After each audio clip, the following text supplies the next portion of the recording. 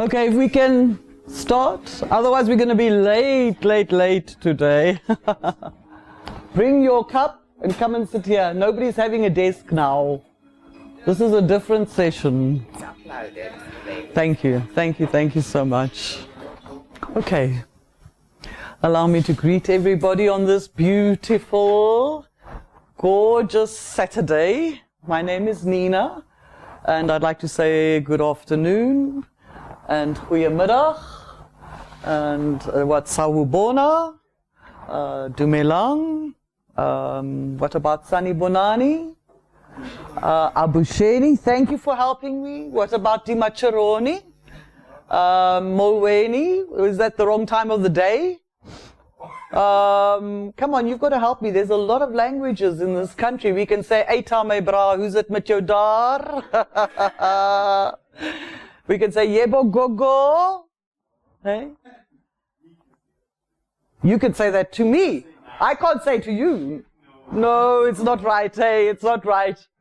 Okay, but it's really my privilege and pleasure to come and spend this part of the day with you after doing all this very serious stuff. Because when I looked at it, I just got such a fright. I mean, I just looked at these books lying in front of people, you know, and I thought, good Lord, this is some serious work that you're getting into. Am I right? And it is such a very relevant field, such a relevant skill that you are acquiring, which will put you in demand. I'm sure that's why you are here. That you know that this is a vehicle that can take you somewhere, and it's essential to all business. But now I'm here today, and I'm going to spend some time with you on this topic, which is called emotional intelligence, which is now something completely different. And why? Why would we incorporate that on a tax module?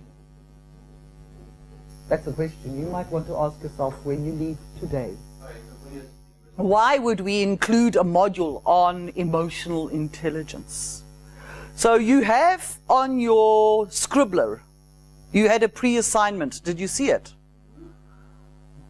Some of us are just looking and hoping that I don't get asked that question. So you're all being recorded. You're going to be famous, eh? No. Okay. Are we still sorting it? Okay. All right. In the meantime. So why would we do that? There was a pre-assignment question which was around emotional intelligence. So I'm not going to put you on the spot now. I just need to park it in your brain, because you've been busy with all sorts of tax stuff, you know, auditing and tax and laws and case studies and like heavy intellectual up here, all right? But now we're bringing it down to what is called the human being. My past life, I was a teacher many years ago. The thing that really makes me tick in life: music, drama, poetry, people. And seeing people grow and develop, that really makes me tick. So that's my introduction. Who's ready to share? Thanks. Okay, fantastic. Okay, so now we all have a little bit of a better understanding of one another. Now that's very important. What we've done now looks like just an introduction. But in terms of emotional intelligence, it is critical. It is actually critical to know who you are with and wherever you are. Sometimes we are fortunate that we have somebody who facilitates it for us. Other times people just get on with the business of business, and you never get to, it takes you weeks to find out who's who in the zoo. But it is really a critical element of emotional intelligence. Okay. So before we go into the modules, the manual for emotional intelligence has just been uploaded onto the scribbler.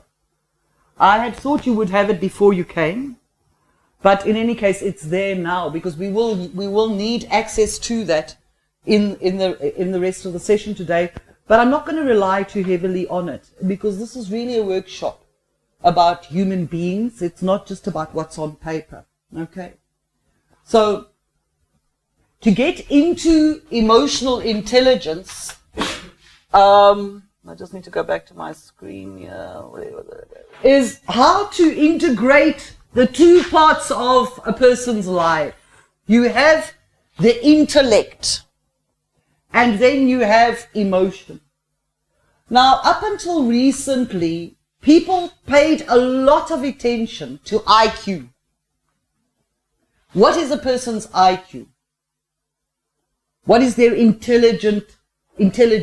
And these types of things were measured at schools, and people were weighed as, hugely intelligent based on their IQ.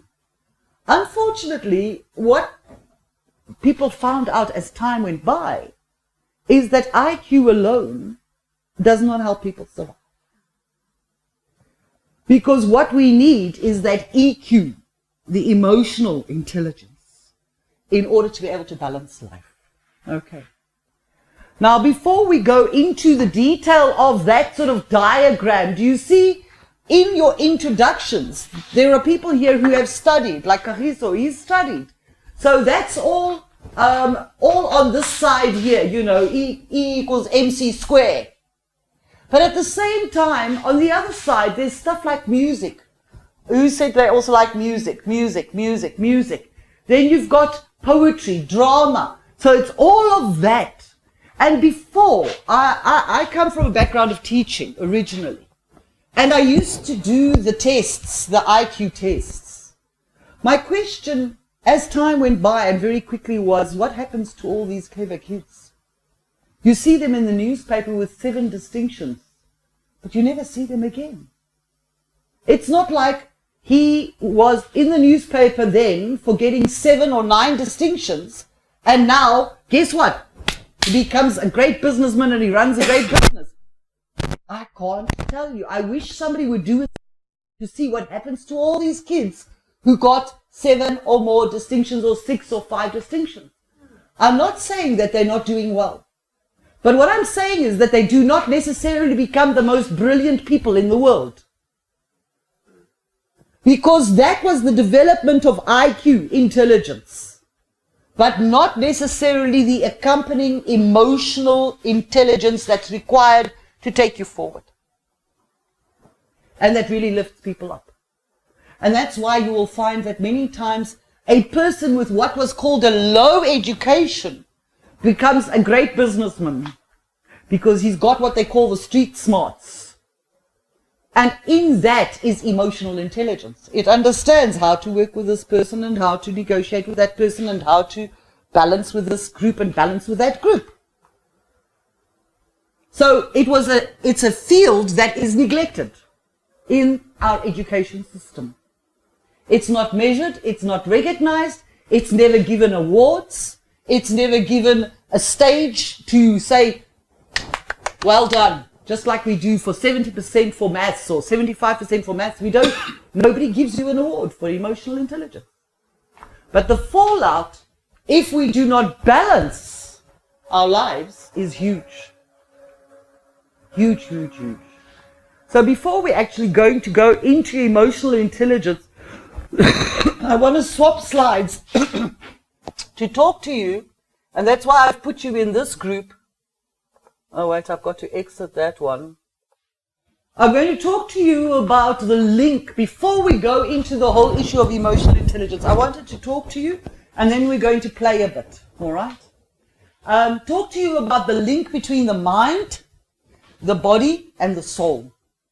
And the fact that if we do not understand these things clearly, we are going to suffer. And people are already suffering. Unfortunately, because of the lighting, you can't really see here, but there are pain areas that have probable causes. And very often, coming out of a person's mouth will be certain words. The person who says, I cannot bear it anymore, usually suffers from stress in their shoulders and their neck. Your mouth speaks it, and it becomes the area of tension. I can't bear it. I can't bear to see him. I can't bear the situation in this country. I can't bear my job. guess what? You end up with a lot of stress in your shoulders and your neck and headaches that result from that because you carry all this so-called animal called stress. We're going to talk about stress, all right? You'll get people who have, I can't stomach it. That's an English expression, so I don't know if you have an equivalent in your language. But people who say, I can't stomach it, very often have problems with their stomach. So there's a link between the mouth and the mind and the body and the soul. Okay. So originally, when we talk about workplaces, even schools, even universities, what do they want from you? If you look at a workplace, the first workplaces, what did they want? They wanted hands. I used to lecture human resources. And the very first relationship with people as an employer was with hands. Because they would say, I've got a farm, I have apples growing. So you go to the gate and there's a whole row of people waiting for a job and you say, I need 40 hands to come and help me today. And that was all they wanted. Okay? So what I want you to do is just shake your hands out there. Shake your hands out there. Okay, so that was what people wanted. Make those arms straight. Put some energy in there and shake those hands. Shake them, shake them, shake them. Okay, so that was what they wanted. They wanted only your hands, all right? Shake it loud. Can you feel that blood rushing? You're not shaking. You're not shaking. Make the blood rush. Shake them, shake them, shake them, shake them, shake them, shake them. Hold it out there. What are you feeling? Tingle. Do you feel the tingles? Now that's a very nice little exercise I've just given you. You can bring your arms down now. But whenever you're feeling like tired, let's say you're doing a long journey. You stop at a garage and you're feeling tired. If you just do that, now you've got acupressure points that run up your arms. It actually brings blood to your heart. That's why you felt all light. You felt the fingers going all light. You circulated the blood in your arms. But that was the first relationship that was required with people. And that was all they were interested in. Come and pick the fruit. Take the potatoes and pack them and go. Don't come and tell me about anything else. I just want your hands to do the job. All right? But when my hands come, what else has to follow? The body has to follow. Aha! Let's all get up.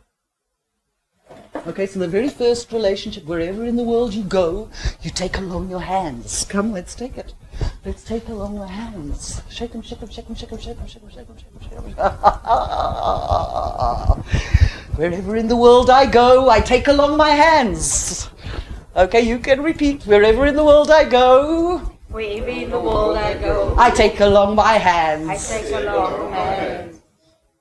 Wherever in the world I go, Wherever in the world I go, I take along my body. I take along my body. Oh, there you go. There you go. Take along your body. Okay. When your body goes, what is hopefully contained? I mean, is it a corpse? So what's important that needs to go with the body? The soul. Fantastic. Wherever in the world I go, Wherever in the world I go, I take along my hands. I take along my hands. Wherever in the world I go, Wherever in the world I go, I take along my body. I take along my body. Wherever in the world I go, Wherever in the world I go, I take along my soul. I take along my soul. What else? Thank you. Now this is a big challenge. In our culture, in South Africa, I used to see this big signboard in Joburg, on Empire Road, where Empire Road, under that bridge, that said, if everybody's agreeing, then somebody's not thinking. But in our country, very often, the management style is top down. Mm-hmm. And therefore, you will have people say, bring your body, bring your hands, you can even bring your soul. Don't let it interfere in my job, though.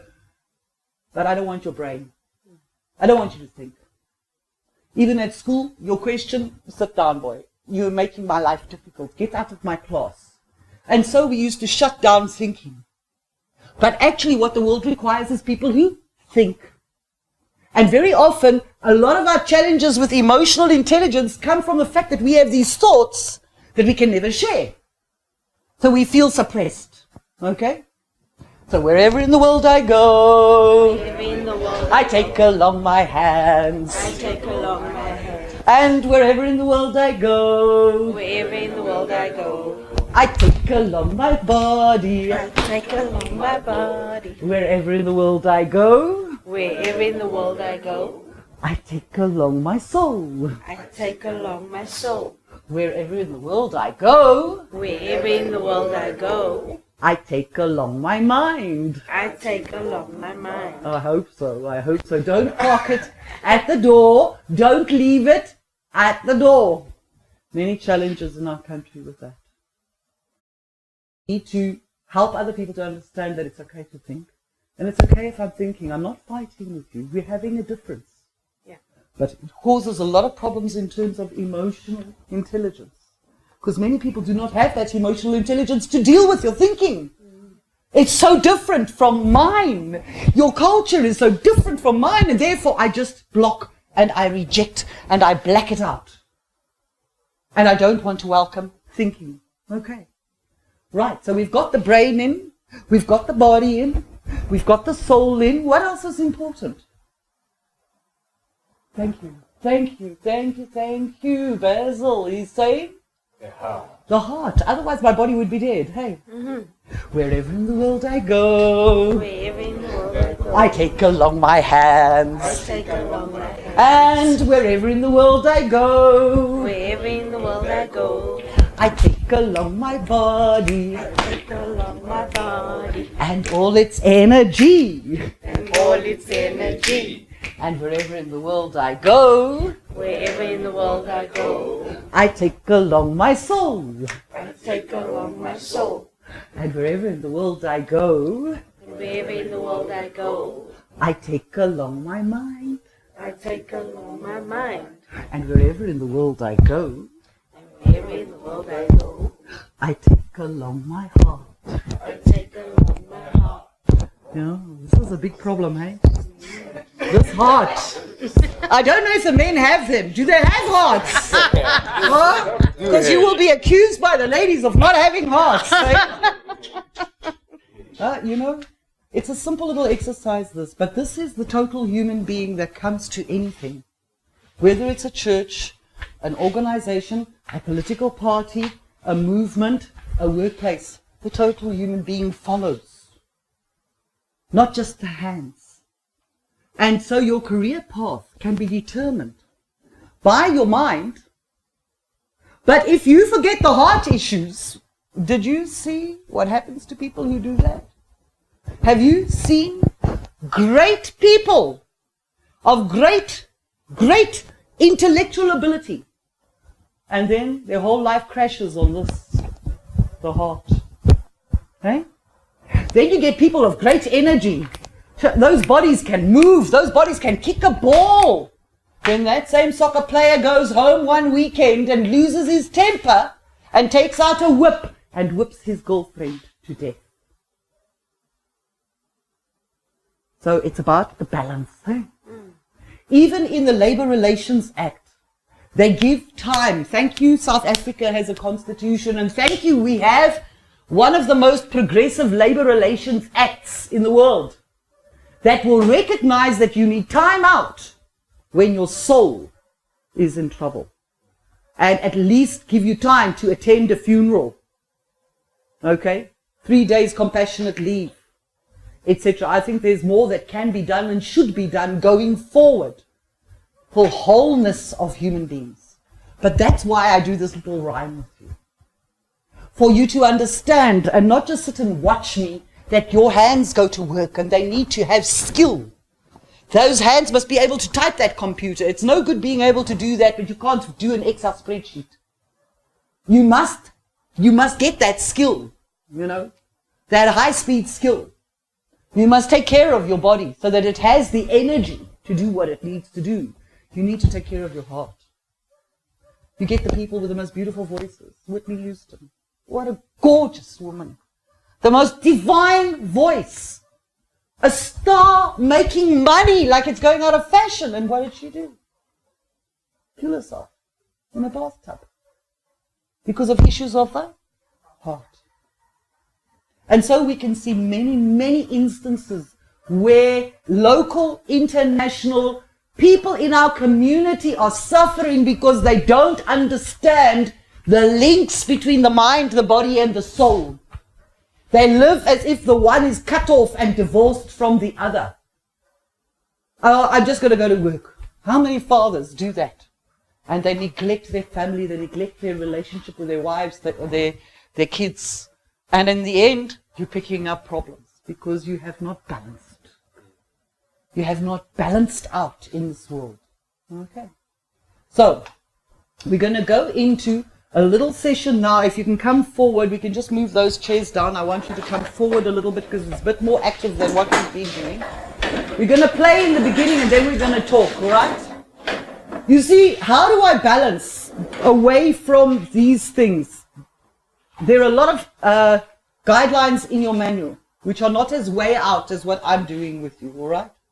But I need to push you a little bit, push your envelope. Because saying yes is one thing, doing it is another thing. So on any point in time that you feel, who decides how you feel on a daily basis? You decide. You decide. So throughout the day, you can be happy. Right? You can? Yes. You can be happy? Yes. What makes you sad then? Hey? Overthinking. Overthinking perhaps, yeah? Interactions with people. Other people can come and influence my mood, can't they? So they can drastically change the way I feel. I can wake up quite happy, go to the kitchen, and then my husband can come in a bad mood and bump everything, and then out of the door, and then I'm already feeling deflated. All right? So we need to find ways in which to keep our mood up. And simple ways. A lot of people, they call it self-medication. A lot of people self-medicate with booze, drugs, sex, wild parties, because they just can't cope with the stress no more. So that's their relief. That's why the whole world has got this crazy thing about Fridays. Fridays, like, yay, it's Friday! Like, what's going to be different tomorrow? The fact that they can have this so-called timeout. And sometimes that so-called timeout leads to further problems. And it just rolls, it steamrollers. It steamrollers their life. They wake up when they're 50 or 55 and they see they've ruined everything because there was no balance. There was no understanding. So, any day that I feel nervous, that I feel scared, I believe that motion creates emotion. So just like in South Africa where you have the toy, we have to use the bodies. Hey, you can't have a toy when nobody's doing anything. You can't just have people shouting, because then it's just shouting. Nor can you have it when it's silent. You can't have it just silent. It has no power. So you bring the power of the word, the body, motion creates emotion. And you change the way you feel at any point in time. So pride, any point in time that I'm feeling nervous, all I do is, very good, yay! And I do it twice. Are you ready to try? Yeah. And when you do it now, I want you to do it for yourself. Because you are very good, yay. You are the only very good yay that God has given you. Alright? So you're celebrating now how wonderful you are, how spectacular you are, how marvelous you are, how amazing you are, how gorgeous you are, how dynamic you are. You're celebrating that because we're going to try it. And don't get your feet stuck in the ground here. We're not tied to the cement. Okay, so we're going to do very good, yay! Try it, come. Very good, yay! Once, that was right, twice. Very good, yay!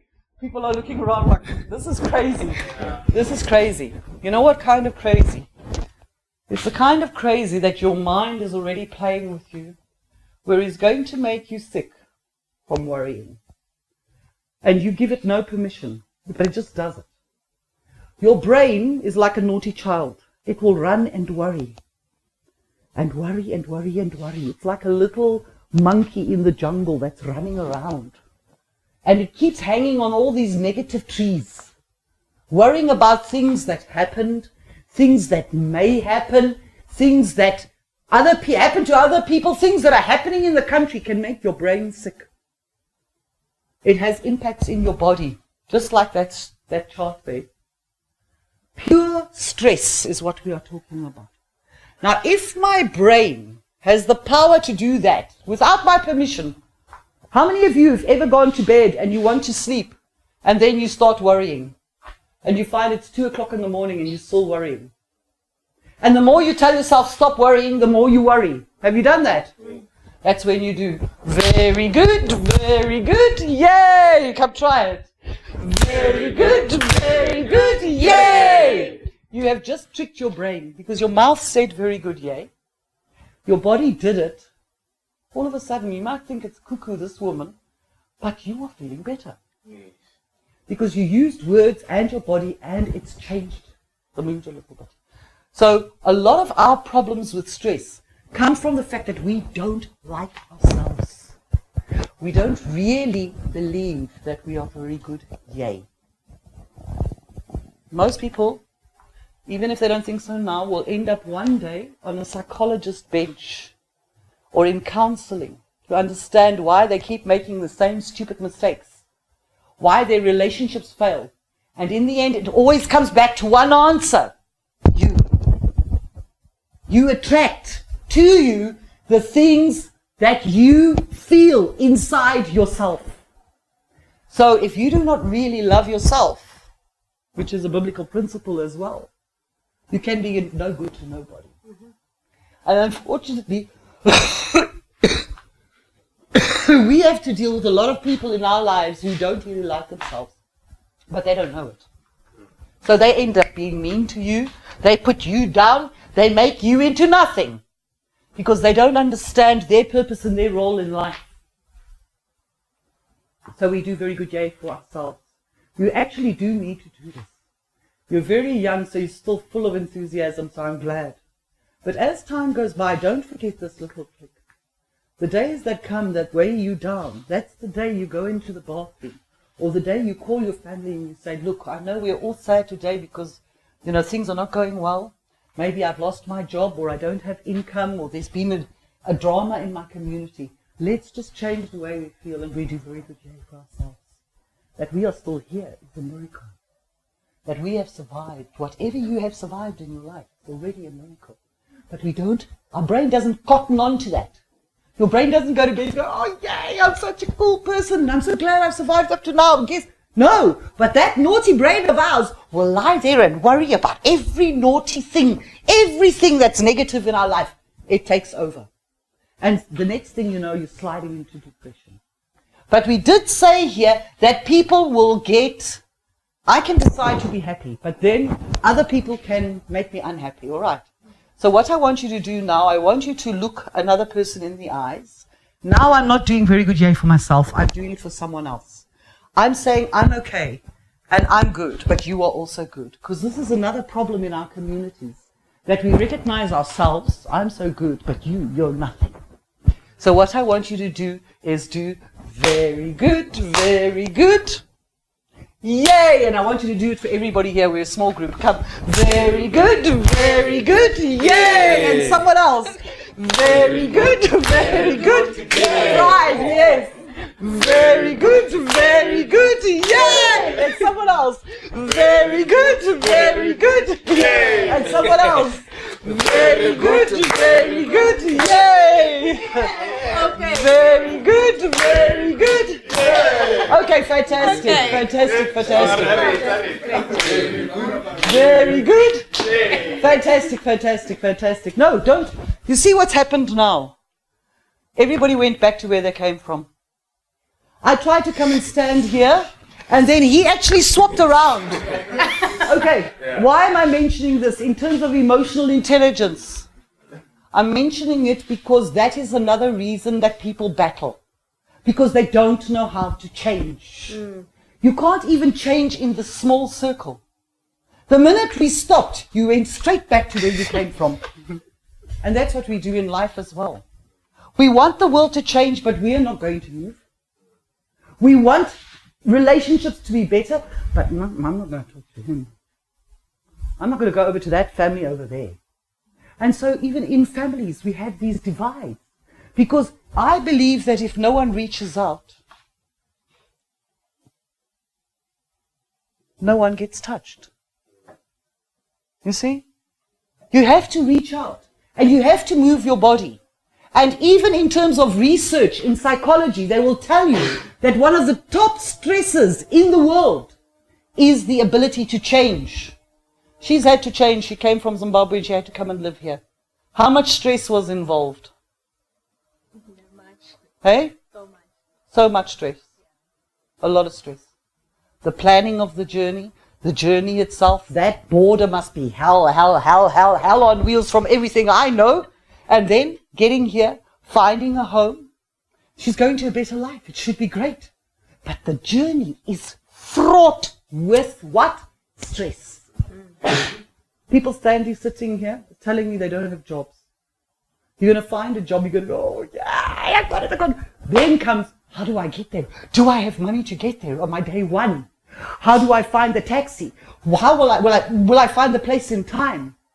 Then you get to the job, you don't know where the bathroom is and you need the bathroom quickly and you're too scared to ask somebody for the bathroom because you're brand new. So it is stress, isn't it? That's why every month we have a lotto winner in South Africa, R1 million or more. Have you seen them? No.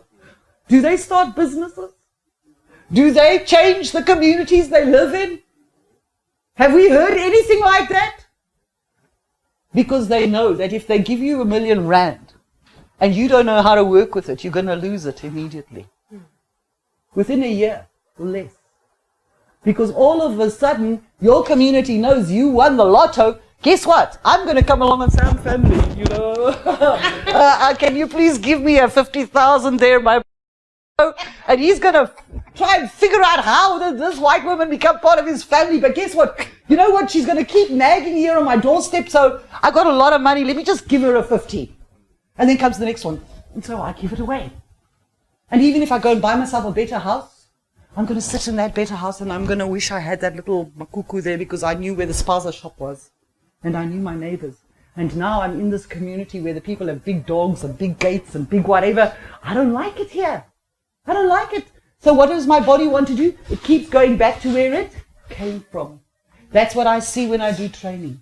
I go out and I do a lot of training for banks. I do this workshop that I'm doing with you now. I do it for banks. I've done it for the Reserve Bank. I've done it for call centers. I've done it. You don't have to think I'm so cuckoo. They pay me a lot of money for that.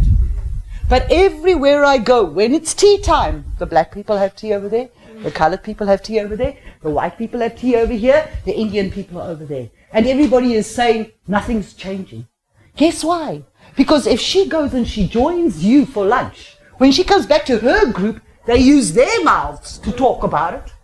And so they are actually building barriers for progress and development.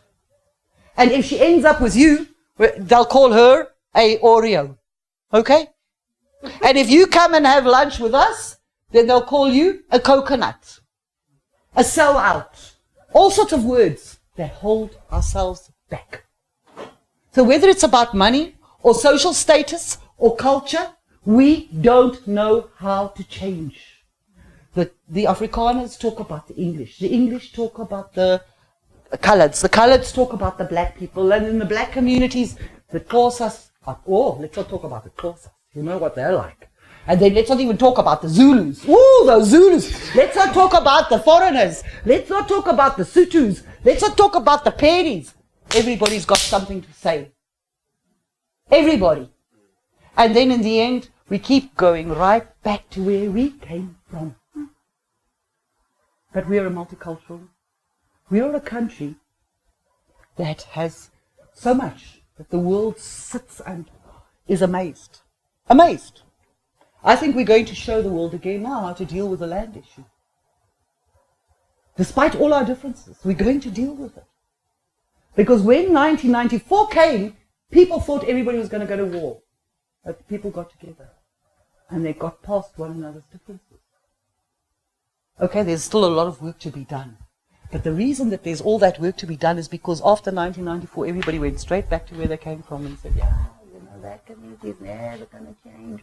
They're never going to... But me, I'm never going to go over. I'm not going to go over there. And if I don't go over there, in terms of emotional intelligence, I'm stuck on what they call stupid. SOS, stuck on stupid. Not save my soul, because most people don't need help. You're going to ask the doctor, help me. You're going to tell you, boy, you need to lose weight. You better go to the gym.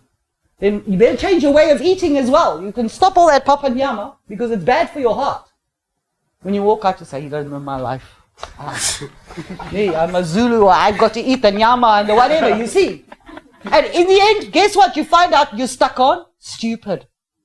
Because there was a time to change. And even in cultures, culture is good in terms of emotional intelligence, but culture that limits you from making essential changes in line with your environment. And the times that we are in now, that's no longer culture, that's now a prison. It's now a prison.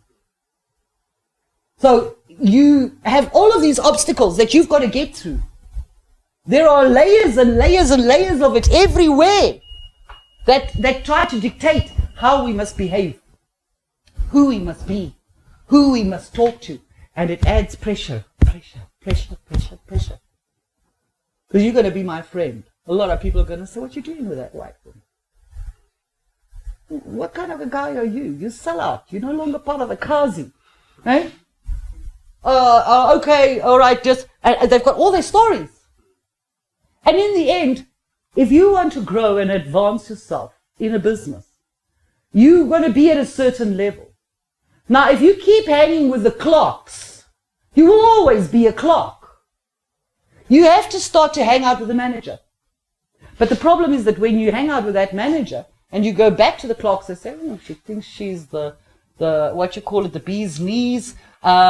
She's the teacher's pet.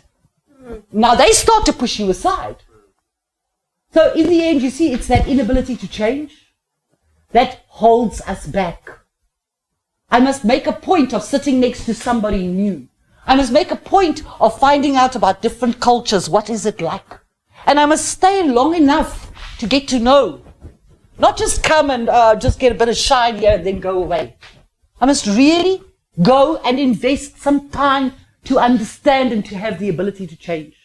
And change is many, many facets of our lives. We will talk about it during the rest of the workshop. Divorce. You've been through it twice? Once? I'm going through it for the second time. It's hugely painful. Divorce, death, moving, getting a job, even when it's a promotion. Moving from one community to another, like she's had to do. And many of you have had to do from wherever you came to Pretoria. All of these were stress, high stress. And the thing is that we don't teach change at schools. We don't. We let kids sit next to each other all the time.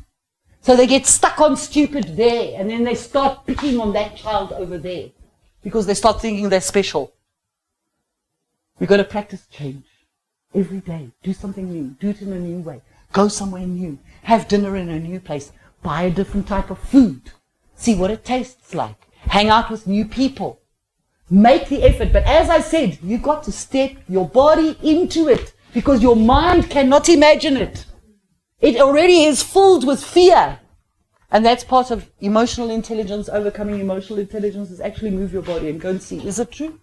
Is it true that he and I cannot get on? That we can't understand one another? And so you've got to put yourself out there. Okay. So I'm mentioning that because the next exercise we do, when you move, and I stop you with very good yay, I don't want you to go back to where you came from. Practice not going back to where you came from. When you come to your next class, go and sit next to someone new. After tea time, take your books and go and sit next to the next person. Practice change. Because otherwise, you'll just go back to where you came from, stuck on stupid. Okay? Very good, very good. Yay! Okay, now, a couple of people here said they like being happy. So I'm also coaching you in terms of happiness. And sometimes we don't feel happy, but I don't want to feel miserable because I don't want stress to attack my body. So I want you to put your hand in your pocket. If you don't have a pocket, I gave you one. When you bring your hand out, what you have in here is one handful of laughter. Have a look at it. Can you see it? Yes. And all you're going to do is throw it into your mouth. You're going to go, and put it back again. You can't laugh for a long time, just a short time. It's only one handful. Are you ready? 1, 2, 3. And put it back. And again. And put it back. And again. Now I want you to throw it into somebody else's mouth. And somebody else's mouth. And somebody else's mouth. Very good, very good, yay! And again. Very good, yay! Fantastic, okay. They say that laughter is the best medicine. It pushes a whole lot of endorphins into your system. And guess what? Your body doesn't know the difference between real laughter and fake laughter. It doesn't. Your body does not know the difference between a real accident and an accident that you worry about. Both of those will poison and hurt your body. So if your body can get stuck on stupid with worry, you can unstick it with this trick of laughing for no reason at all. Okay. So the next exercise I want you to do, I want you to go around and you greet people. You can greet like the British. They don't touch too much. Okay? Yeah. They don't touch too much. You can greet like the Afrikaans men. They like to hold your hand most like this. And then they want to pump and see how strong are you. That's how the Afrikaans men do it. You can do the whole black power shake, you know. You can do a high five. You can do a low five. You can do a little baby five. But all you're going to do is greet each other here now and laugh. You're just going to go,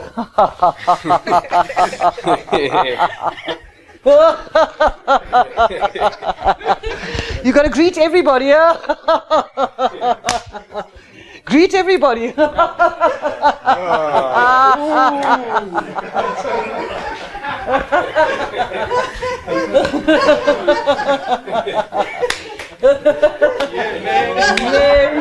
Very good, yay! And again, very good, yay! Did you move? Did you move? Fantastic. Okay, so sometimes even if you're in the middle, stay there. Because sometimes in life you've got to stay in the middle. It's not my spotlight here. If you ever want to come to the middle of life and be a leader, you better start acting like you're a leader in the middle. If you get stuck there by chance, then you take it over. Don't immediately, oh no, wait, it's not my time yet. Time is going to come where you're in a workplace and the guy who's supposed to organize something isn't there, and guess what? You're right there. Okay, bring it on. Let's see what we can do. Don't retreat and say, no, wait. We better wait for Jack, or we better wait for Thandi. Okay, Thandi isn't here. She's delayed on the highway for half an hour. Okay, guys, let's start the meeting. Step into the middle and stay there. When Thandi comes in, she'll find you already running the meeting. Great. Instead of everybody going back to where they came from and saying, no, we must wait for the manager. We must wait for the supervisor. No, like we don't have a brain. We know how to run this meeting. We know what's supposed to do. Let's cover these points that we can cover so long. We can give her feedback. Do you see what I'm saying? But very often we keep stepping back, and especially women, they get pushed even further back. Even further. You'll go with your manager to a meeting, and then all the guys will sit around the table and they'll put you at the chair at the back here. Don't allow it. Sit at the table and stay at the table. Don't get pushed into the back line. If there's a chair there, don't say, oh no, wait a minute, let me just sit behind you because I'm not so important here. We can do that to ourselves. And then we start wondering, why does everybody not understand me? Why don't they see my power? Why don't they understand how good I am? Because you keep putting yourself back there. Next time, take your seat at the table And if there's a gap for something to be done, jump in and say, you know what, I've never organized that event, but I'm here today and I'll do whatever I can. And then you go and find your friends behind the scenes to help you. You know, there's always somebody on call somewhere who's done it before. But if you do not practice change, you're not going to even try. You're just going to remain stuck on stupid where you are. Okay. So I wanted to just do a few more minutes of laughter with you before we go into the rest of this PowerPoint and all the thinking around emotional intelligence where you are going to do the work. But they say that laughter is the best medicine. And now scientists can look into your brain at the time at which you are laughing, and they can see what's happening in your mind and throughout your body, even when you are fake laughing. Just like stress can poison your body, and we'll talk about that when I go through the presentation. Literally and figuratively poison your body, make you old before your time, give you diabetes type 2, give you stomach ulcers, give you high blood pressure. People welcome stress. Bring it on. My shoulders are broad. Give me that stress. Give me a family. Give me kids. Give me a job. Give me a promotion. Give me South African life. Give me roads that are full of rage. Give me. And then one day, down. Then we're attending funerals like it's going out of fashion. People who are 50, 55, 60, high blood pressure, heart attack, stroke, blah, blah, blah, blah, blah, blah. Why? Because that stress was loaded. And at some point in time, that stress has to come out.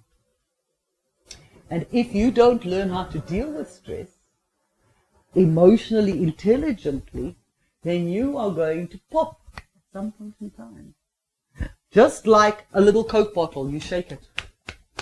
But when that lid comes off, it's everywhere.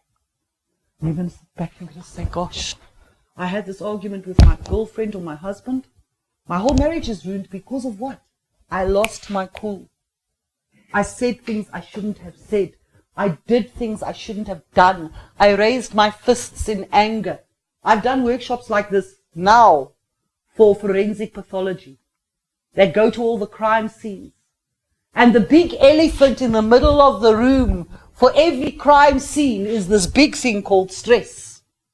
When a nice person will take a gun and kill somebody else. But his family will say he's not a bad guy. He was stressed. He just didn't know what to do in that moment. And it came out like that. So, trust me when I say laughter is good for you, okay? You've done 2 exercises now. Now we're going to step close. Come, just step close. You're just going to follow me. And give yourself permission, even although your eyes are telling me that you're a bit scared or nervous or concerned that this is cuckoo. So all we're going to do now is we're going to follow. You're just going to follow me. And then let yourself laugh as much as you want to. Don't stop yourself. Why would you stop your body from doing something that's good, that God gave you? So we're just going to go, hee!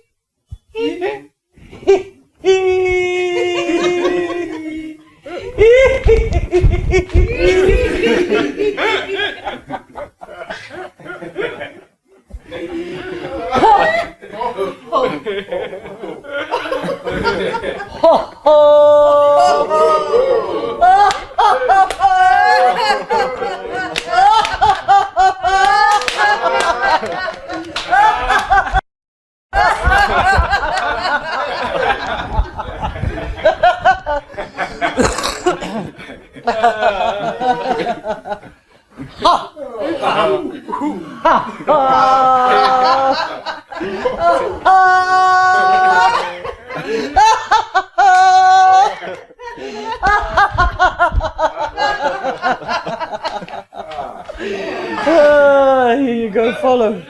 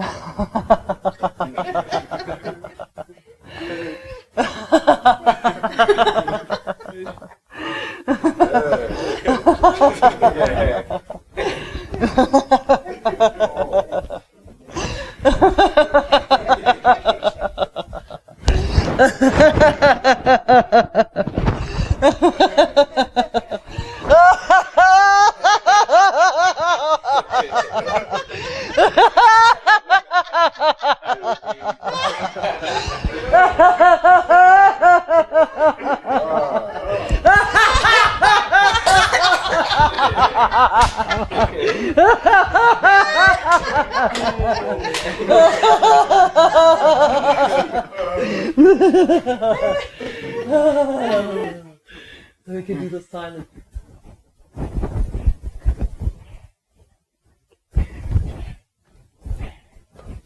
Check what your mama gave you.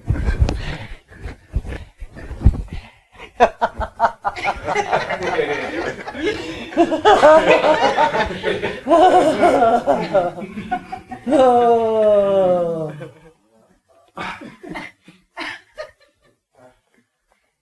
You put your hands up. Pat yourselves on the back and say, well done. I laughed for no reason at all. Put your arms around yourself. Ooh, hug yourself. Yes. You need to know that you're safe. You need to know that you're safe.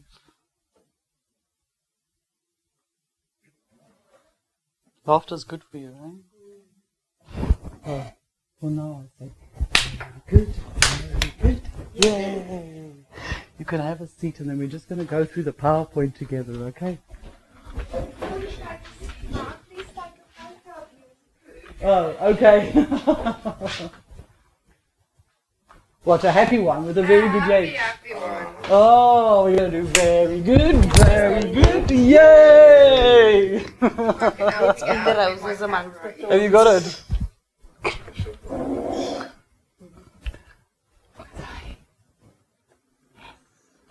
Very good, yay! Hold on. Oh. But it was a good practice run. Okay. Have you found it? Yes, we just needed that. Very good, yay! Thank you. Gorgeous.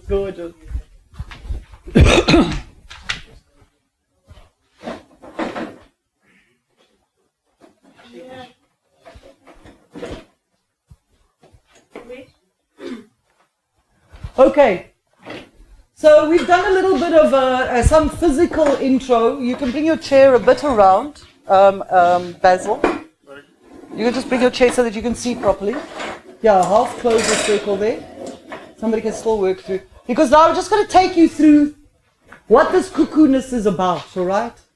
As I say, this cuckoo in English, in the English language, the word cuckoo meant crazy. If you're cuckoo, you're crazy. Okay. But as I say, what kind of crazy do you want to be? What kind of crazy do you want to become? There's the crazy that goes into violence. There's the crazy that becomes depression. There's the crazy that cuts myself off from all other people, even my own children. I don't give them any affection or any attention because of stuff that's happened to me in my life. Maybe I was abandoned. Maybe my parents neglected me. Maybe I got disappointed. And in the end, I'm not there for anybody. I'll get married. I'll have children, but I'm not really there for them. So they just in my life. And so what kind of crazy do you want to be? It's all a journey. When I was a child growing up, the first people went to the moon. And the big thing in the world then was outer space. The journey into outer space. It's still there that people are going, like Elon Musk and other people want to go to Mars. But the biggest journey in your life is inner space. Inner space, understanding myself.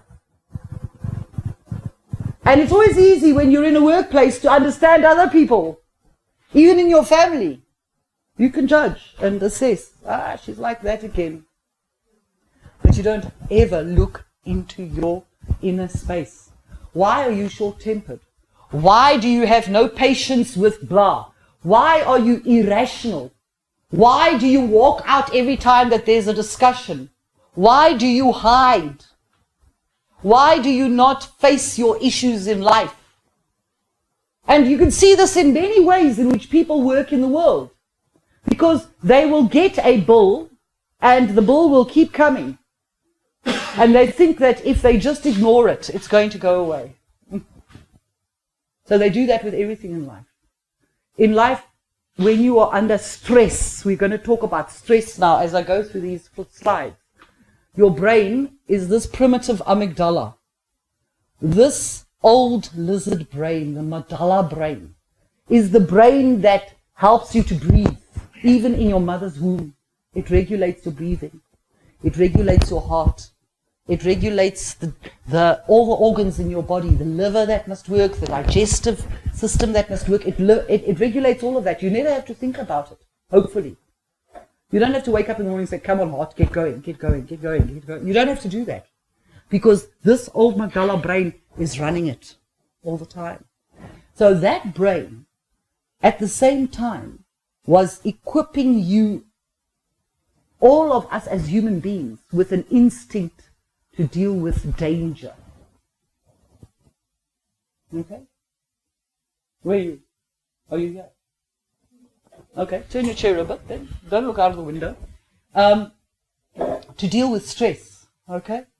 So when I'm under attack, when a lion comes, let's say we're all walking in the veld, we went hunting, and then all of a sudden, boah, there's a lion. What you going to do?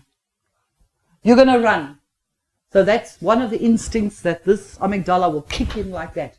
You will have walked, and you will see that lion, and you will have your brain, without even knowing you, has figured that there was a tree. When you turn, you're going to turn in the direction of that tree. You didn't think about it when you were walking past. But your brain has calculated that my best chance is to run to that tree. Okay? So some people will flee. What will other people do? Maybe fight. Okay? If it's right here, you don't have time to run. They had time to run. But it's right here on top of you. You better fight. Okay? So that's flee, fight, or just stand. Freeze. Freeze in life. And so many people. We all have those basic instincts still. Every decision that we make, every action that we do is one of those three things.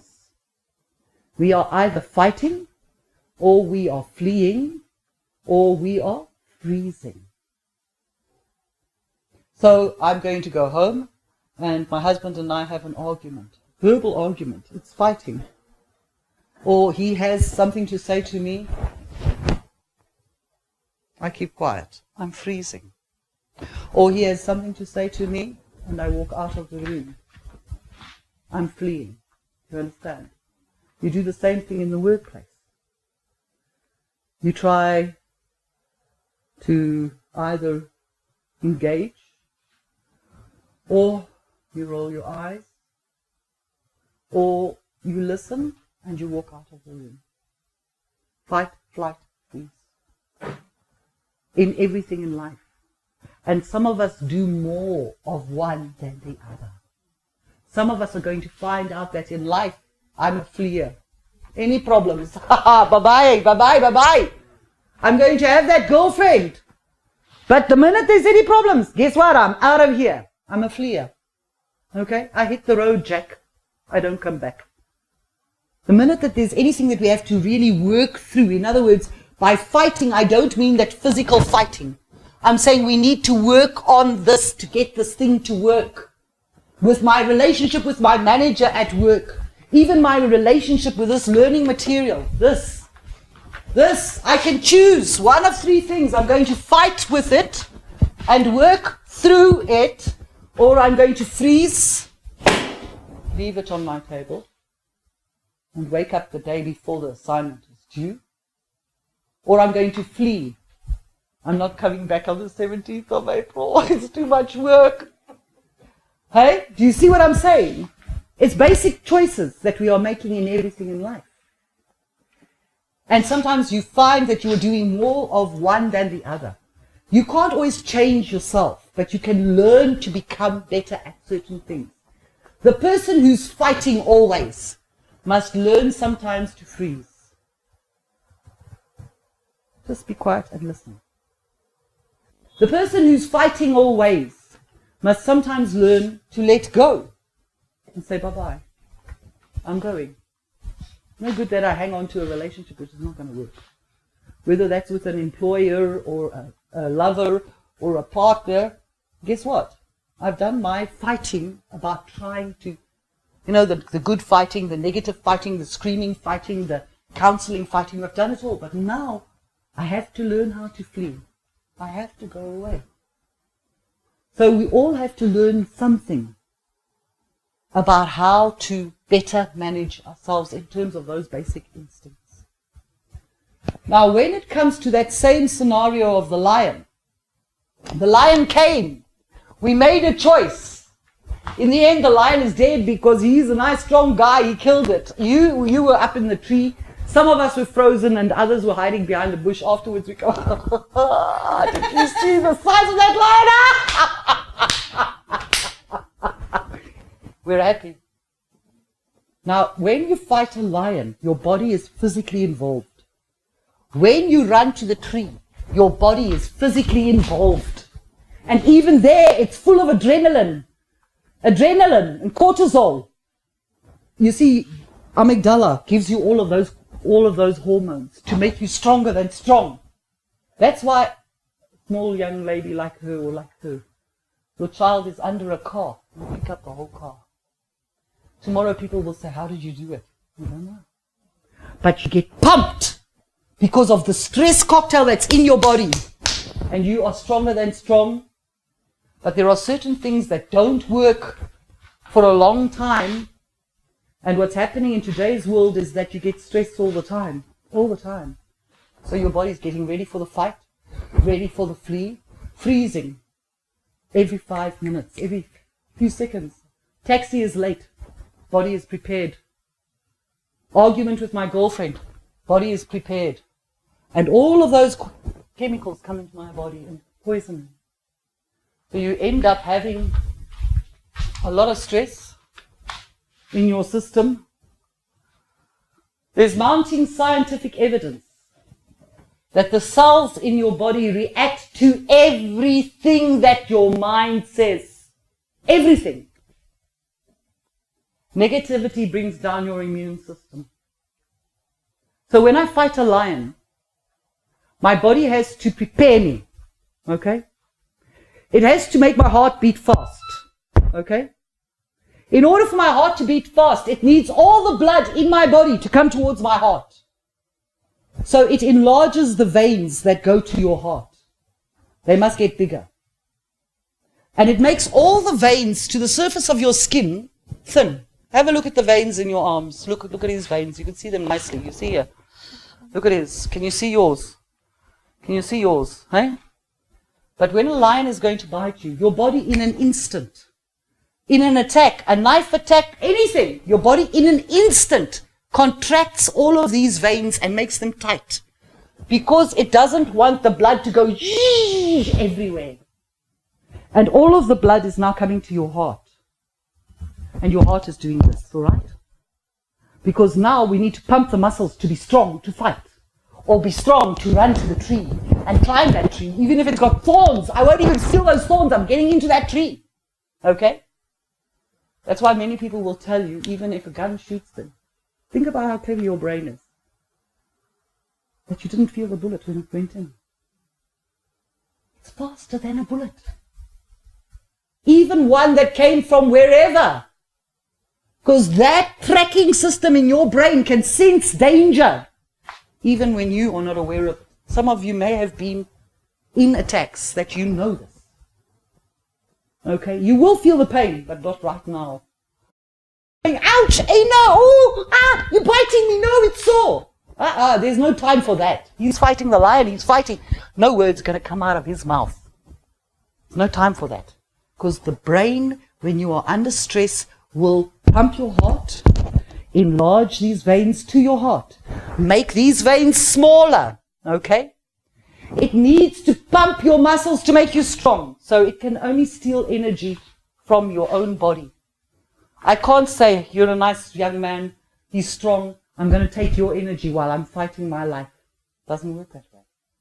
I've got to use the energy that I have from my toes to my head, to the tips of my fingers. It's got to find it somewhere here, somewhere. So what's it going to do? It's going to switch off your digestive system. Because this stomach uses a lot of energy to chew food, digest food. That's why after lunch you all go, because all of the energy is now digesting that big meal that you ate for lunchtime. Do you understand? So off goes the digestive system. When you are under attack, switch off the digestive system. The next thing that it will do, it will change your mind immediately. You love people, but if somebody comes at you with a knife, you're going to defend yourself. Do you understand? So it swings your mind around completely. You love animals, but if a dog comes at you, boy, you are going to defend yourself with whatever you can. So it swings your mind around. It stops your digestive system. Now it also, immune system, it switches off the immune system. Because while I'm fighting a lion, should I be worried about a little germ that's coming through my nose? Or a little germ that's coming through my arm, in my skin? No. So switch off the immune system.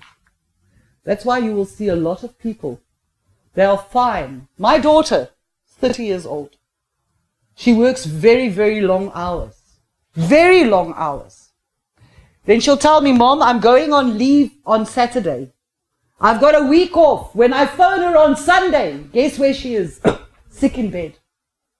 Because the adrenaline cocktail kept her going while she was working. The minute you stop, you get sick. Because all the opportunistic infections now come into your body. And they play havoc with you. Now you think, I'm on leave, but I'm sick. Then funny, by the time you have to go back to work, all of a sudden your body starts shaping itself again. Because you've got now that stress cocktail is coming back in. Do you understand? I've got to be there on Monday. I can't tell them I'm sick on Monday. Guess what? You'll be there on Monday and you'll conquer that sickness. But it will attack you. Your immune system is being switched off, switched off, switched off. That's why so many people have immune system problems. So many people have digestive problems. Another thing that it switches off is the reproductive system. That's why in Joburg, every second pillar has got bring back lost lover, penis enlargement, and all of this rubbish on the pillars. Because more and more people are battling with reproductive health issues. Not because there's anything physically wrong with them, but because they are stressed and therefore it cannot work anymore. For men and for women. So you'll go to the doctor and he'll say, but there's nothing wrong with you, my dear. You can have a baby. There's nothing wrong with your husband either. And then all of a sudden people are going all sorts of places and trying to find all sorts of, guess what? It's stress. Relax. Get proper rest. Baby's going to come. But when people are stressed, nothing is working. And then we blame everybody else. I'm talking to you on an intimate level because it's part of emotional stress. Emotional intelligence. And people go and make big mess-ups on that very front, the sexual front, because they think that there's something wrong with them or there's something wrong with their partner and they don't have the emotional intelligence, nor do they understand the biology of their own bodies. So they blame it on the other person. It's your fault. You're my wife. You can't have a baby. Me, I'm out of here. Or I'm going to go and make a baby over there, and then I'm going to ruin all our lives, and that child's life as well, or something like that. You see, you know all of these stories that are happening. Because people do not understand. They don't understand themselves, how their own bodies are working under stress and under attack, and then they end up, just because of pride, they take it out on someone else. And they don't go and think calmly about it. Is the stress that, yes, the doctor's saying we're stressed, there's nothing wrong with me, now let me take some time out. And so they cause huge problems in their life. And they can even end up destroying their careers. How many people in politics have you not seen who've done the same thing? How many people in business have not done the same thing? Because they lack the insight into their own make-up, how they are made up. Okay? So it switches off your reproductive system. It switches off a little organ called your pancreas. Do you know what your pancreas is? It's the organ in your body that makes the insulin, the sugar in your body that you need. Now, type 2 diabetes is the fastest growing for young people. And why? It's not that your body doesn't have a pancreas that's working. It's that it's being switched off, on, off, on, off, on by stress. So the factory is using energy. So during the attack, the lion is attacking you, your brain is saying, switch off that little factory. So it doesn't produce insulin. It uses all the sugar to make you strong, but it's not producing. It's not producing. It's not producing. And then tomorrow you're going to go to the doctor and he's going to tell you you've got type 2 diabetes. 30, 35 years old. There's people as young as 30, 35 years old, and even younger kids who are suffering from type 2 diabetes. Because we don't understand that the cells in our body react to everything that is happening. Everything. If you're the type of person who go, oh, the world is so bad, oh, the day, guess what? You start feeling it in your body. And so it's an understanding of the link between the mind, the body, and the soul. And emotional intelligence is also about understanding, how do I keep myself emotionally balanced? When this lion is attacking me all the time, all the stress that you've had coming from them, she's still under trauma. Try to stick her down. That certain things are happening and you need to look at that. Any trauma in your life, you need to be very careful in that time. Don't make hasty decisions, because your brain will trick you. And it will tell you to do things that you shouldn't be doing. So your body has got all of these things happening during an attack. And I just wanted to show you this slide. When you look at how your body reacts, under a microscope, we can see the difference in a tear. Tears of grief at the top. So the chemical composition, when they take your tear and they look at it under the microscope, that's what a tear of grief looks like. Look at a tear of onion. The onion tears here. I'm crying because of the onions. Tears of change. Laughter tears. Free, open. When I laugh, I laugh so much that I cry. That means that the chemical composition in your body is changed by your emotion. Your body is 70% water. So if your tears are reflecting your emotion, you can understand what it's doing to the rest of the cells in your body. It's very, very interesting thing. So there's a scientist who took water, and he took ordinary water in bottles, all from the same place, and he wrote on the water. And he put them all in the same room. And then he took that water and he crystallized it and looked at it under the slide. So this one is the Fujiwara prayer.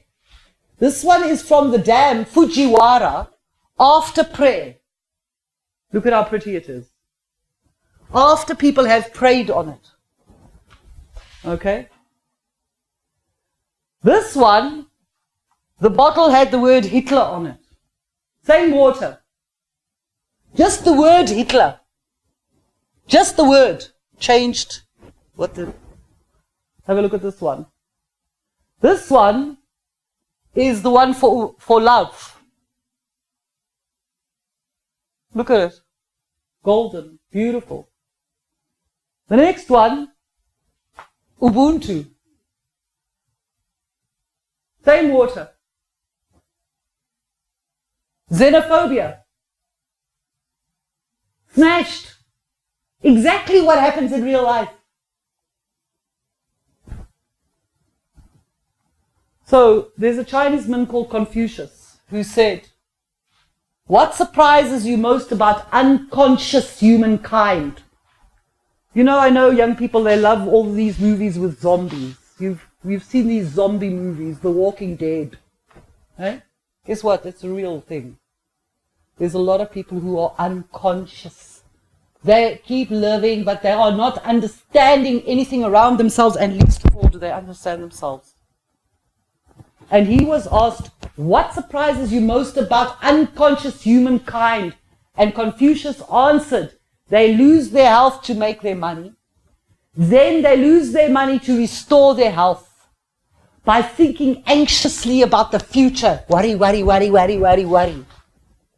They forget the present.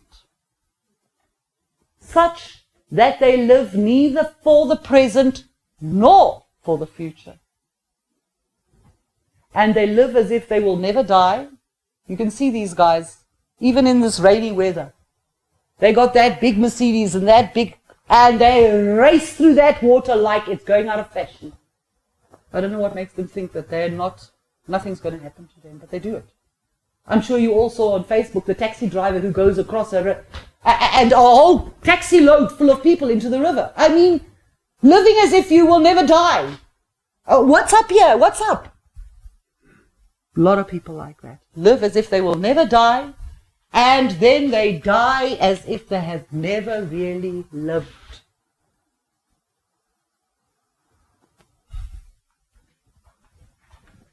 And that's why I took you to laughter, because some people in this life end up not being able to laugh at all. They're scared of it. Because we get told, don't laugh in my class, don't laugh in church. This was a gift that was given to you to help you. But it's been cut out by society and even workplaces. I do a lot of consulting. I don't only do this training. I've worked in Cecil, in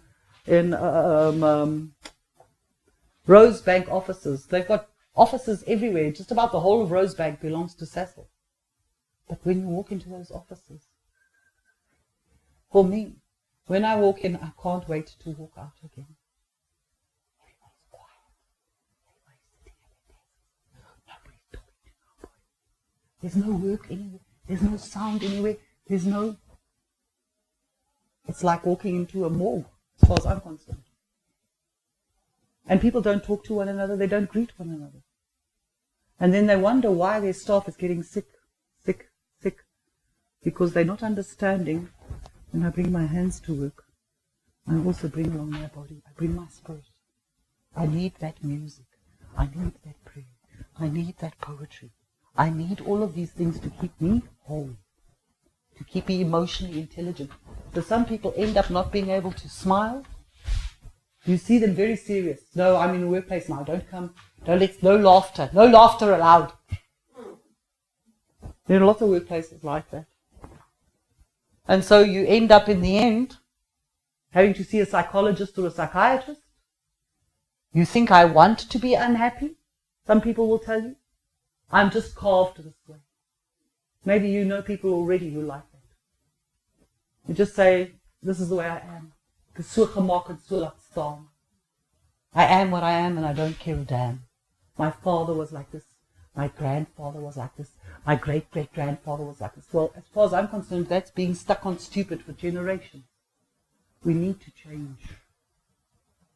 We need to change the way in which we interact with one another. Otherwise, we end up there. And I'm going to point out something to you now because we're talking about emotional intelligence.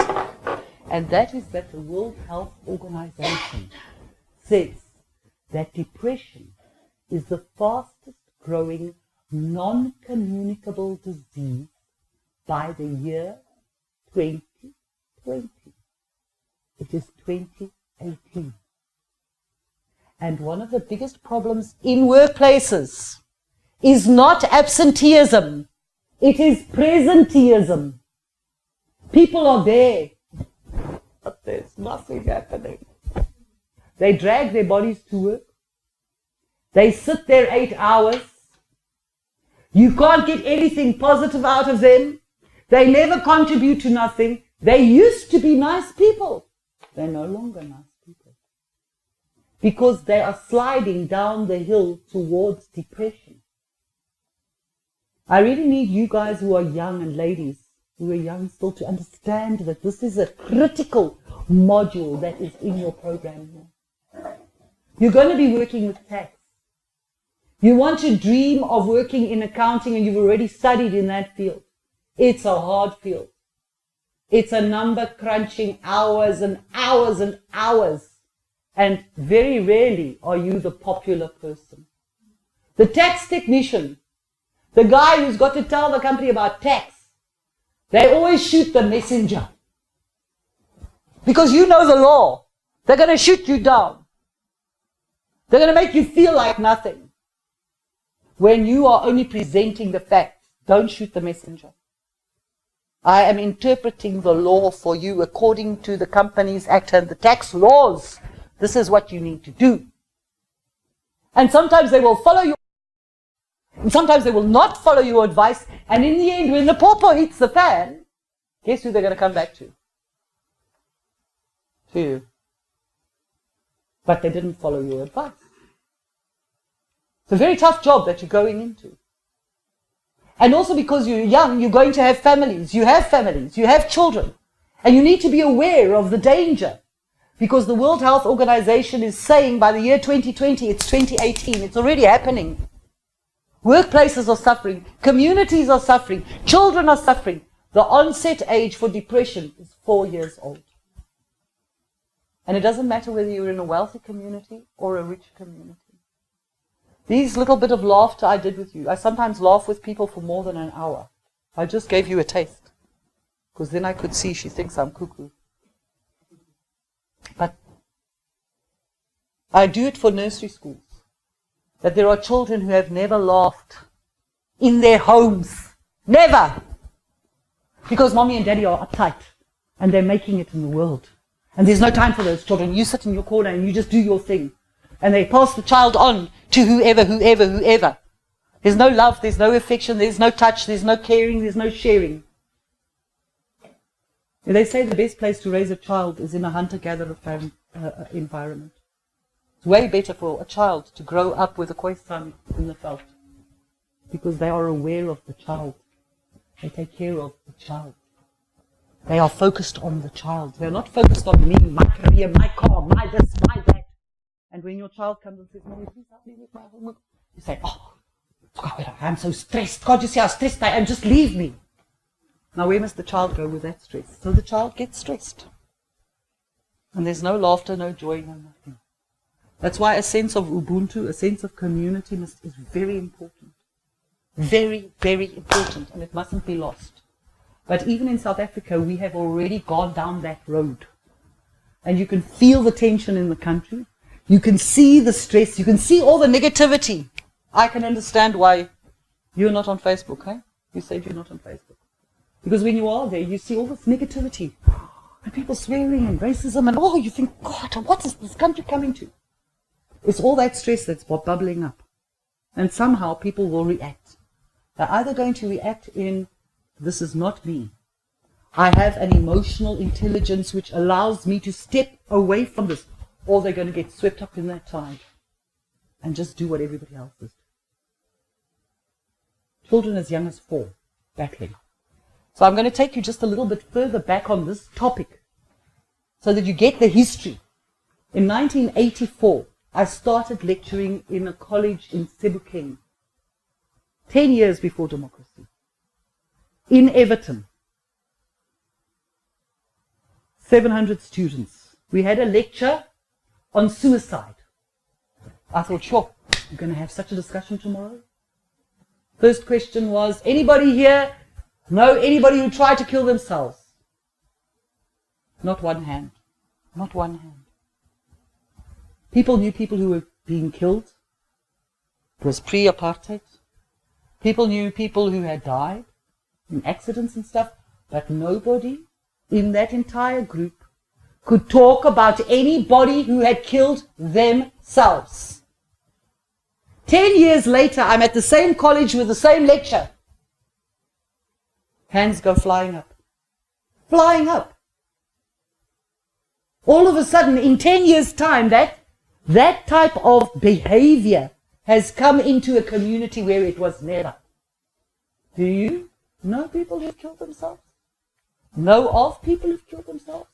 It wasn't there in 1984, or it wasn't as evident as it is now. Which means that stress, this thing, this animal that I spoke about that's attacking, and is attacking you all the time, it's attacking everybody. Nobody is immune to it. No community is immune to it.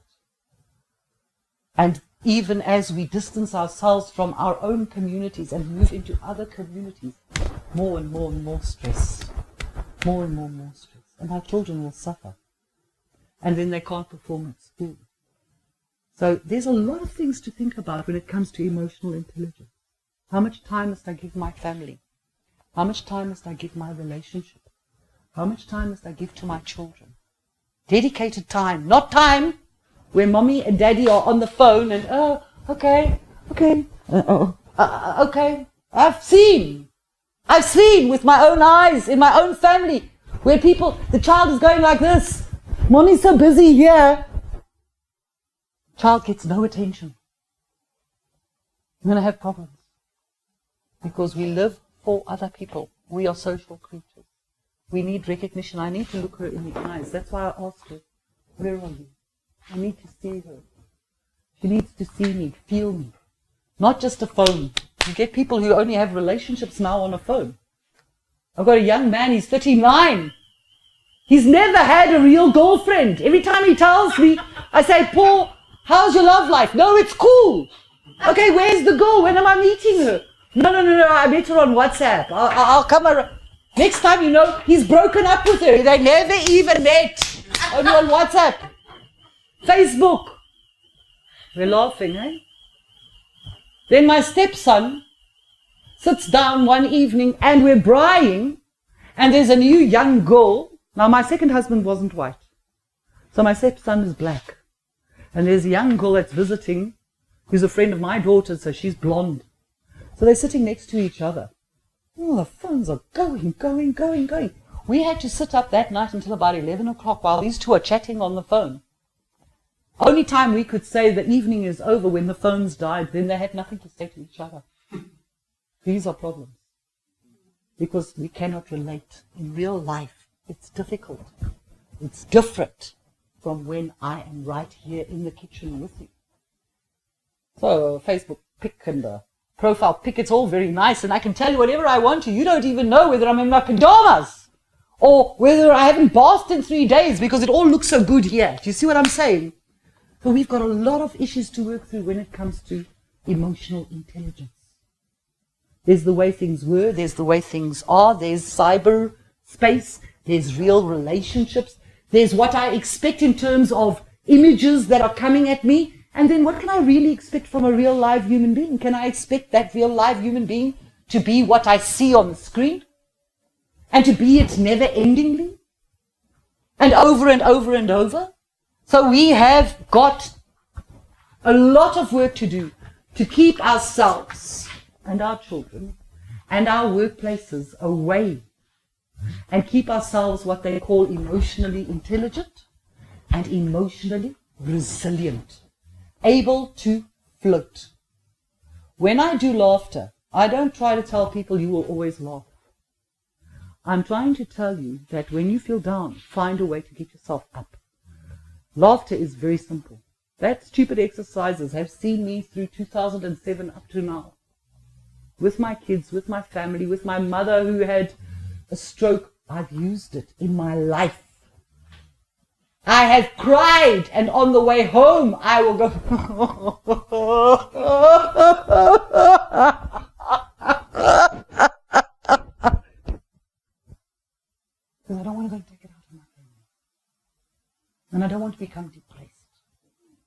I have friends, and I'm sure you have, people that you know who are already depressed, who sit at home and do nothing. You can ask them, come, sign up for this program. No. I don't think I can do it. You know this and you know that. They've got excuses as long as your arm. And they are sliding down depression. And by the time you reach them, guess what? You can't pull them out of it. Because you cannot talk to somebody who is depressed. They can't hear you. The brain is shutting down, even hearing. They will tell you, don't talk to me now, please, please, please, please, please. I can't hear you. Physically, they cannot really hear you. That's why when somebody is stressed, they will go,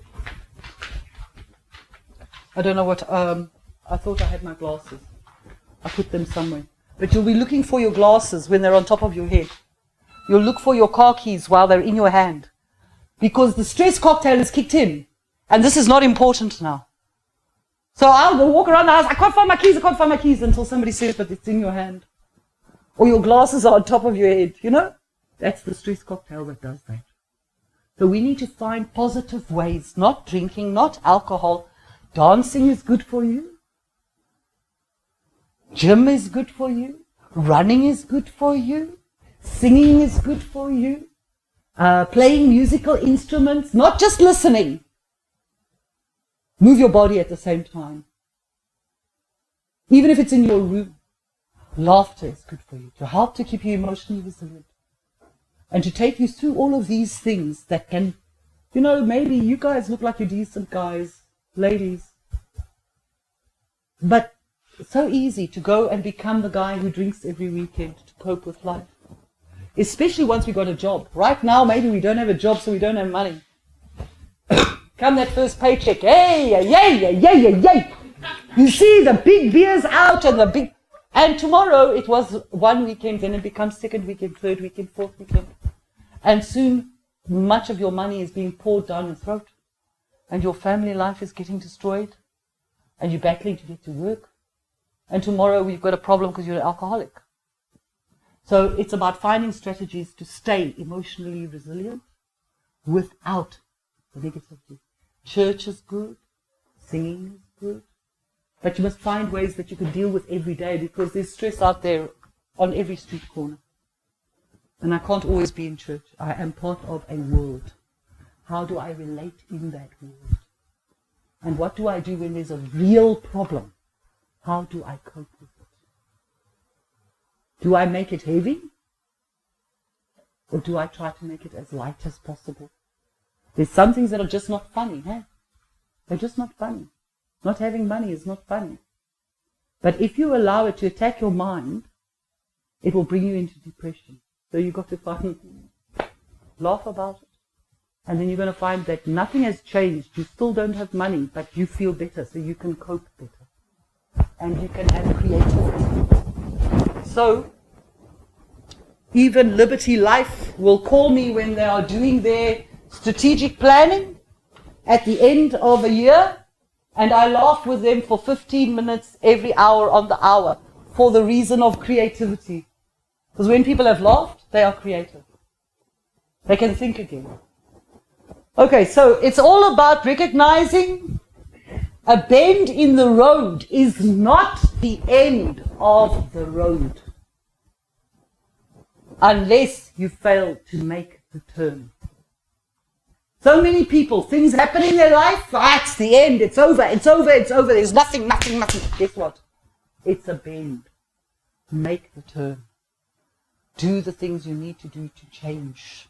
That's why I said change is a big thing in terms of having emotional intelligence. How do I change? So I've worked in a call center, then the manager comes and says, okay, changing today. You guys, you're going to be in that team. You guys, you're going to be in that team. Oh, we got drama now. Still the same building, same floor, but just because he can't sit with him during lunch and their lunch breaks, now they use their mouths and they drag that change. They make it difficult. I don't want to sit in the sun, and don't they understand? I can't be in the sun, and I want to. And so we make change difficult in an organization. We cannot make the turn.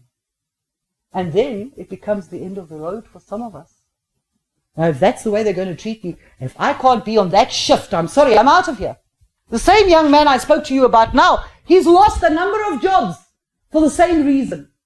Because it'll come to the end of the road for him. I'm sorry. You're going to put me on night shift. I'm out of here. Like, is that? Make the change.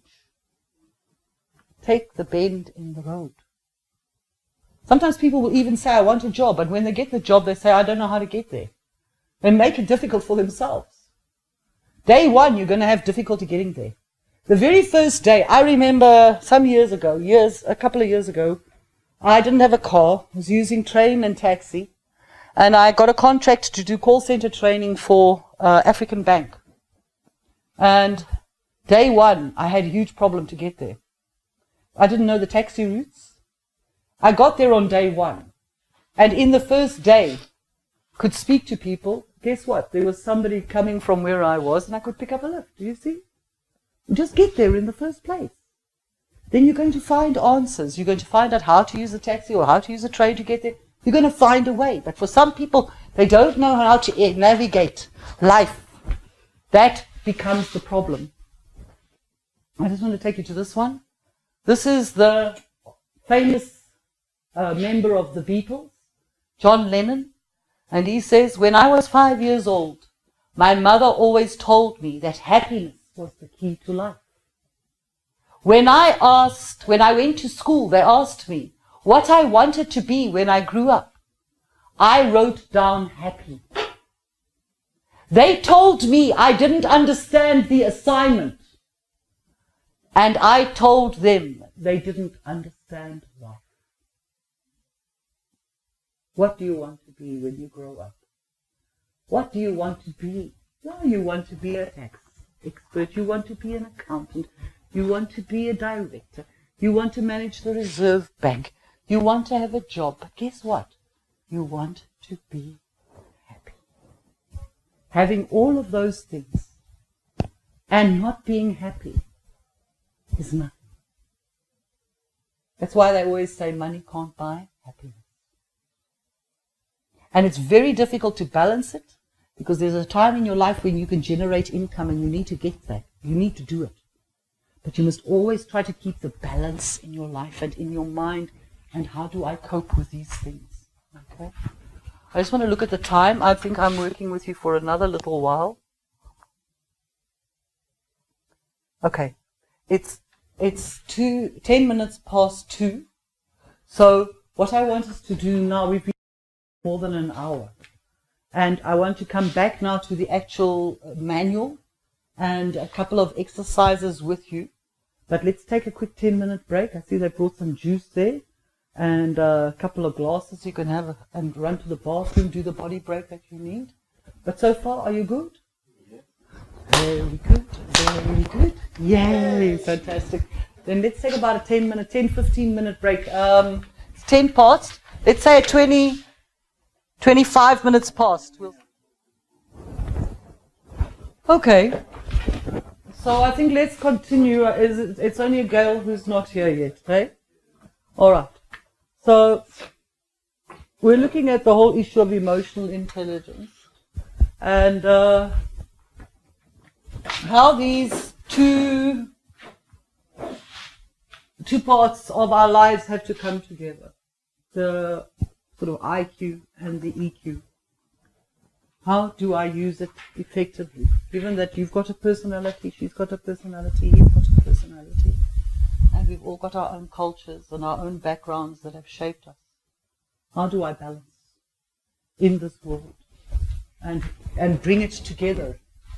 And understand that I'm not going to be perfect. It's a learning, it's a being journey. It's a being journey. So one of the objectives of the workshop today is to define and practice self-management. That's why I was talking about inner space is the new frontier. Define and practice. There's a lot of people who have defined it. They don't practice it. You're going to wait for some very expensive psychologist one day that is say to people, I can't afford. or end up in the psych ward when you can't cope because you did not practice self-management, self-awareness, becoming aware, woke. The African American people call it woke. I'm woke. But they usually talk about that in terms of politics, but it's not only about politics. I'm very pro these types of thinking, liberation movements and stuff, because it keeps me woke, aware of myself in the context of the world. Not only in relationships with people, not only in the workplace, relationships with my family, relationships to earth itself. Earth out there, the trees, the sky, the ground, the soil, the animals. Being aware of everything. Conscious, which means you're awake. As I said, there are a lot of people who are walking like zombies through the world. You toss all their papers out of the window. They don't care. Go down to the river, have their party, leave all their booze, all their bottles. What do they care if tomorrow a little child comes along with barefoot? They don't care. Because they're not conscious. They're not self-aware. They are not aware of their environment. They are not aware of... So the workshop about emotional intelligence is about self-management. How do I manage myself? You can go and watch 1,000,001. If I had time, I would have put it on YouTube, and we could watch 1,000,001 people talking about everything starts and ends with you. Self-management. I can manage myself. Self-regulation, self-awareness, self-motivation, without which you guys would not be here today. You have some level of self-motivation, because you would not have given up your Saturday if you didn't. But there are many, many people in life, and you may become an employer one day, which we hope and pray you will, and you're going to find that you have to motivate people. They don't get motivated by themselves. And sometimes we get angry, but that's because they have not understood, they have not become aware of themselves. Self-motivation and empathy. What is the difference between sympathy and empathy? Anybody? Sympathy and empathy.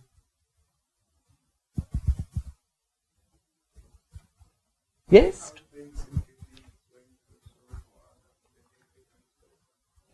Sympathy is when you feel sorry for others, okay? I feel so sorry for the beggar, okay?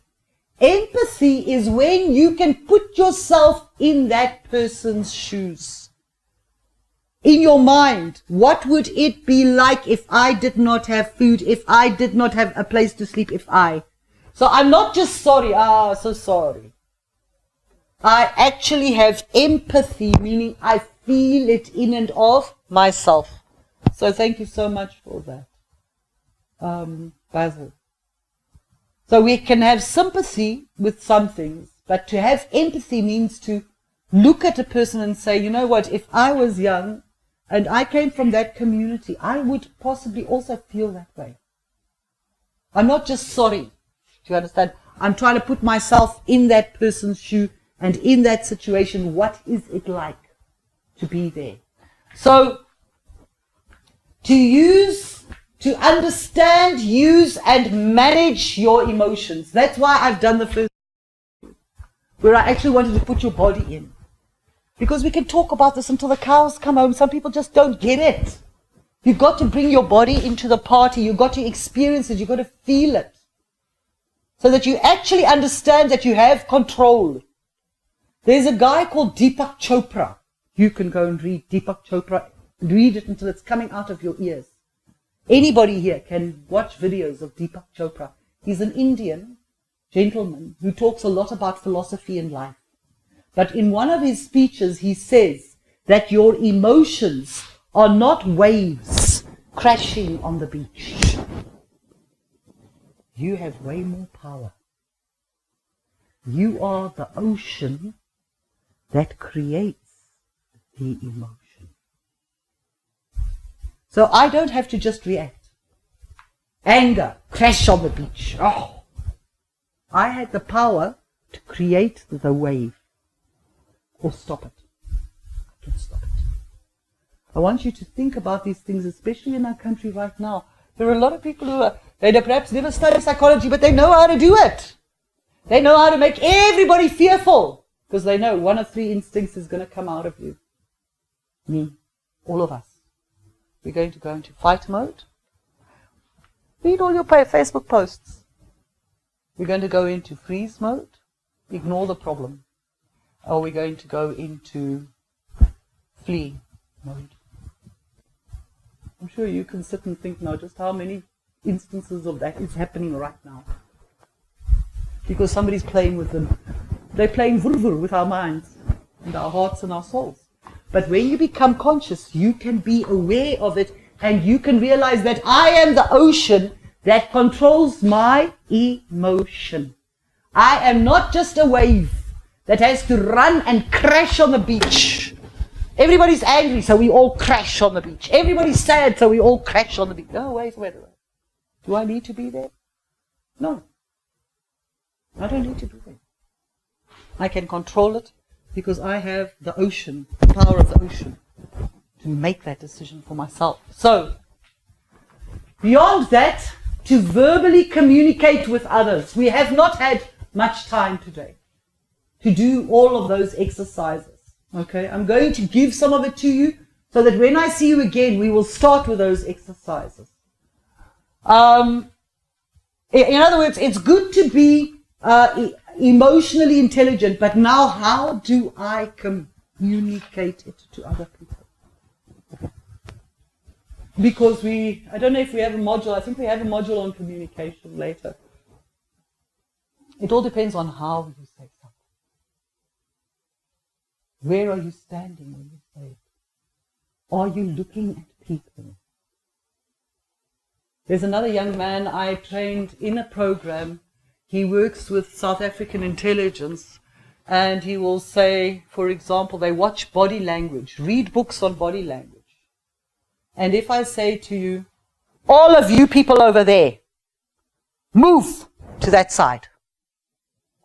Just my hand, it's already aggression. Just the way I'm pointing, I'm putting myself apart from you. But if I say, would all you people, now I'm requesting, I'm not pointing, I'm requesting. Would all the people on this side of the room please come across to this side of the room? Same words, but there's a different attitude. In the first one, people can feel resentful. In the second one, it's a request. It's still, I need you to move, but you see, so how do I communicate my emotional intelligence? Do I shout it? Do I scream it?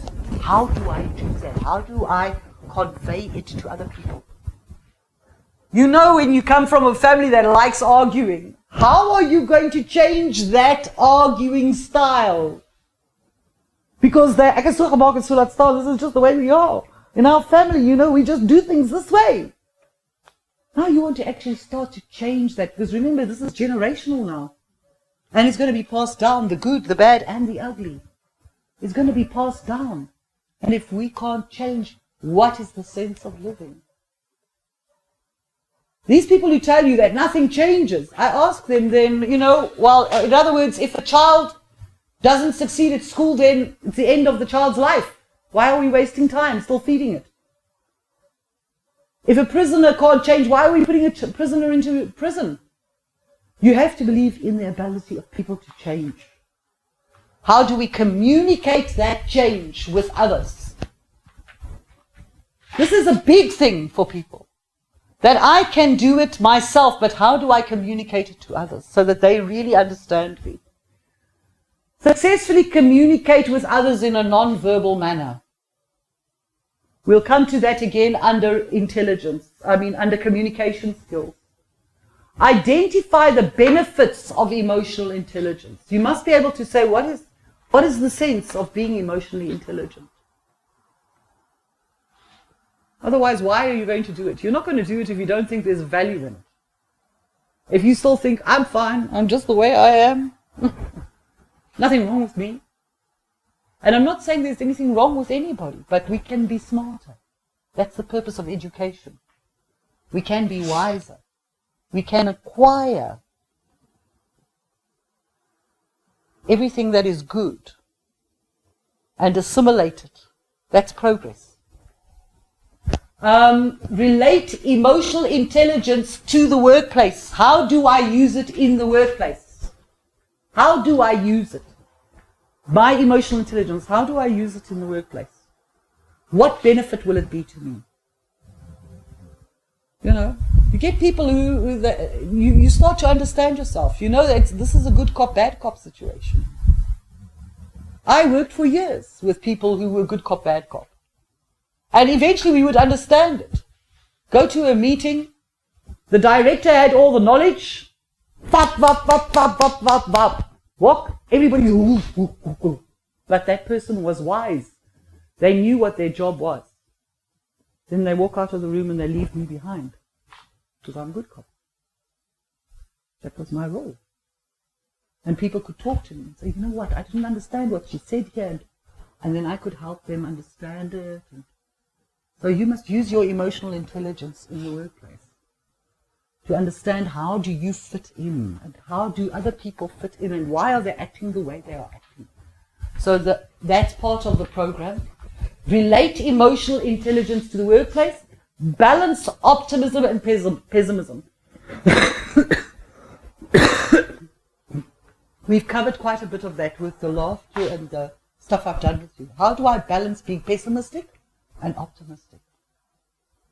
So that people don't get into a depression, and also so that we don't get down and everything is wrong and everything is, our country is messed up and our country's, then people start breaking. My community, break. No. My family. If you go too far into pessimism, nothing is right. You've got to always try and focus on the right stuff. The gratitude journal. The thank you for the breath. Thank you for this. Thank you, thank you, thank you, thank you, thank you. Okay. And how do I then effectively impact on others? That would be the purpose of this workshop today when it comes to emotional intelligence.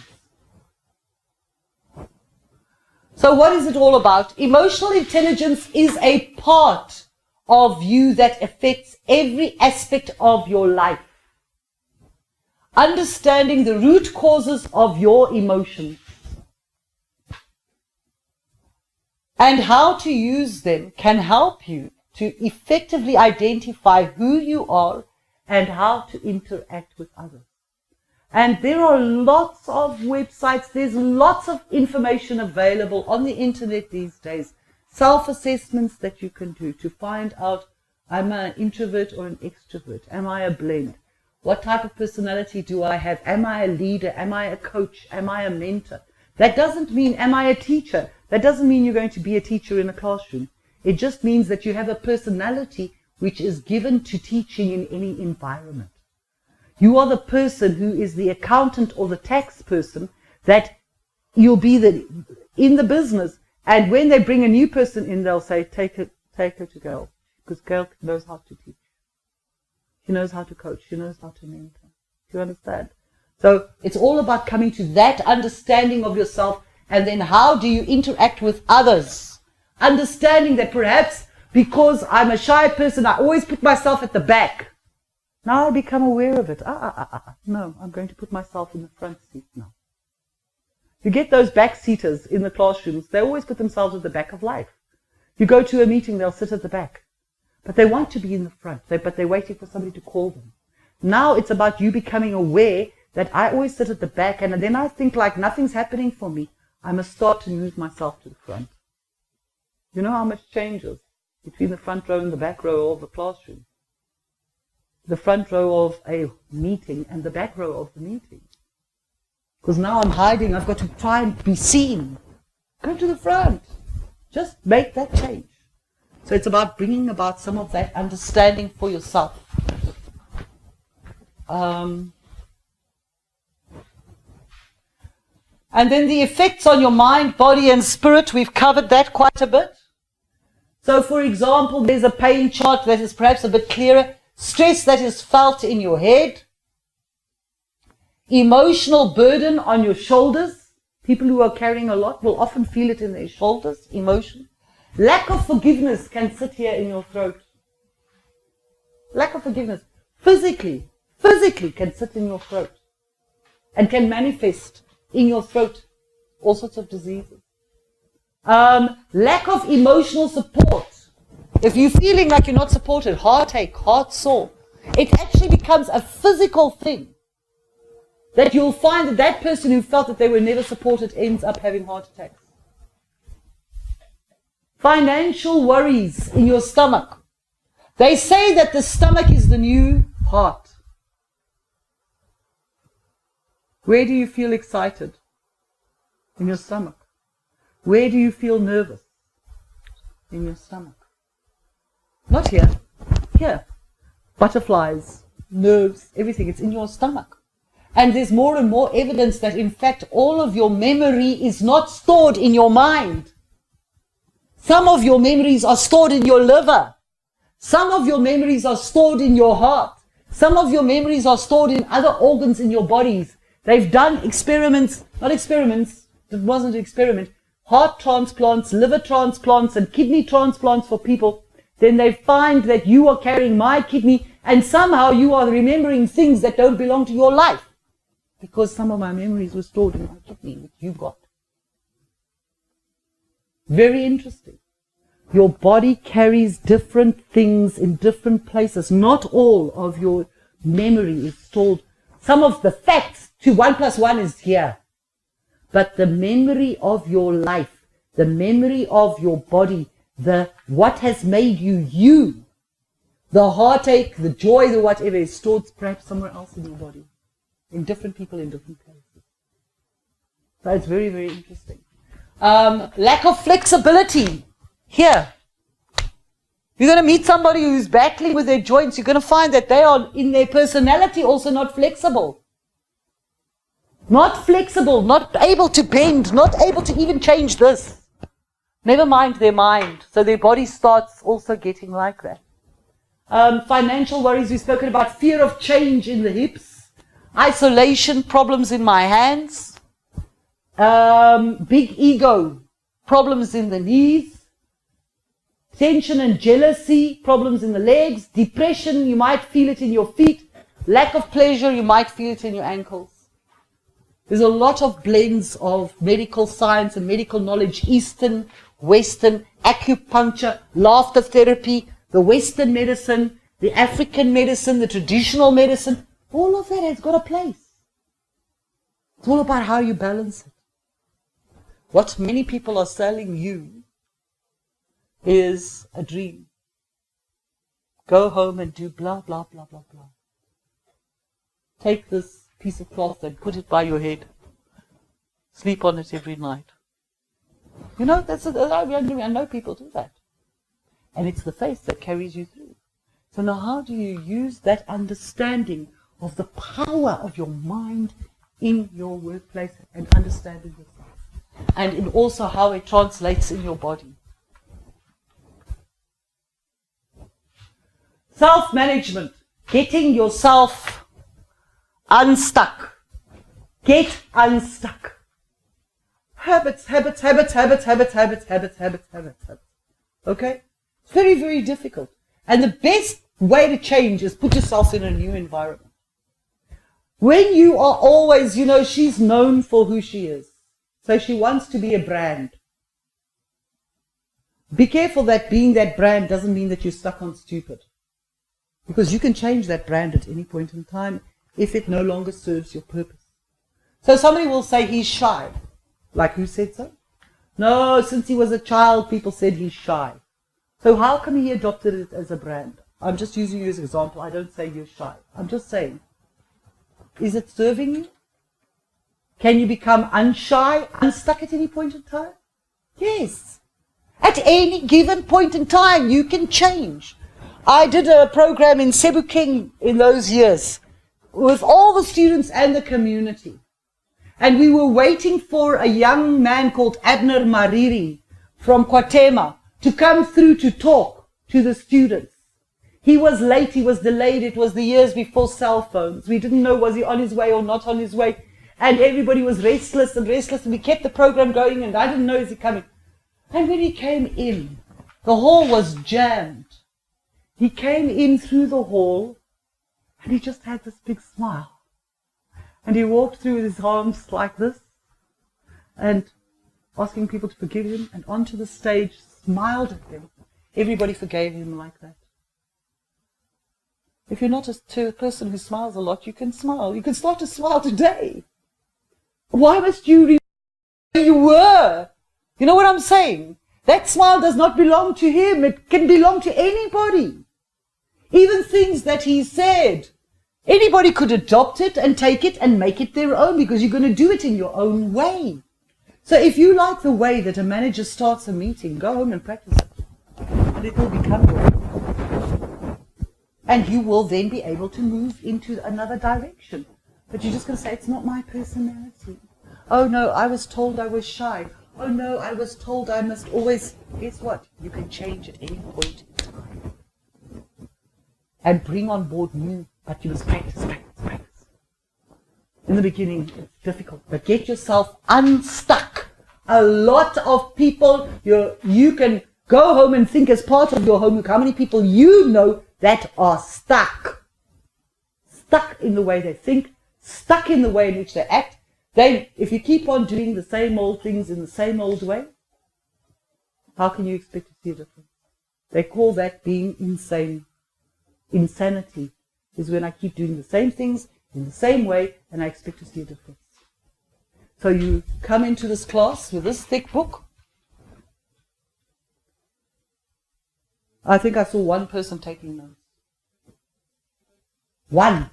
So why is there even a facilitator here? Because we're not used to taking notes, because we didn't take notes at school. So maybe you must change now. Start to take notes. Bring 2 or 3 different colored pens and, oh wow, that's an interesting example. Write it down. You think you're going to remember it all? You're not. And even if it's recorded like now, there, how many people are going to have a chance now to come and watch again? You're wasting time. See what I'm saying? Be productive, be productive, be productive. And adopt new attitudes, new habits. Go and read about how do people study? How do they get the most out of a class? Questions, man, questions, questions. Before I even come to class, I've read that manual. I've got questions for you now. Don't let it be a one-way street here. Don't let it be a one-way street. These are habits that we've had. Change them. Change all your habits. The ones that you feel that you will take you somewhere. You've got the right to change them. So get yourself unstuck. Self-awareness. Being aware of how other people, I interact on me and I interact on them. That you influence people around you and they influence you. We've spoken about that. Okay? Other people can cause you pain, cause you to smile, put pressure on you, bore you, put you to sleep. But it's about understanding, becoming self-aware. Self-regulation, this is the difficult one. Now I must manage myself, regulate myself. When you're a child, your mother or your father says, get up, get dressed, go to school, go back. Have you done your homework? Have you done your homework? Have you done... You see, so you are being regulated externally. Now you have to be regulated internally. Self-regulation. And in the workplace, ladies and gentlemen, one day when you become a manager, you're going to see that most people are externally driven locus of control. They don't do things unless they get told. They don't have an internal locus of control where they decide for themselves. I'm going to do this because it's good for me. They're waiting for someone else to tell them. So now you must regulate yourself, manage yourself, stop yourself.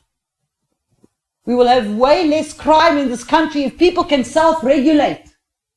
If they can say, no, wait a minute, let me not go home because I'm so angry now. Let me not go home, let me just stay calm. And if that person who's waiting there can say, okay, when he comes back, I will self-regulate as well. I'm not going to fight. We're going to sit down calmly, or we will go to counseling.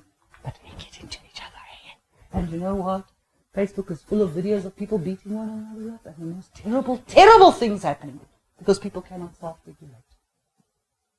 They don't know how to do this one thing of self-regulation.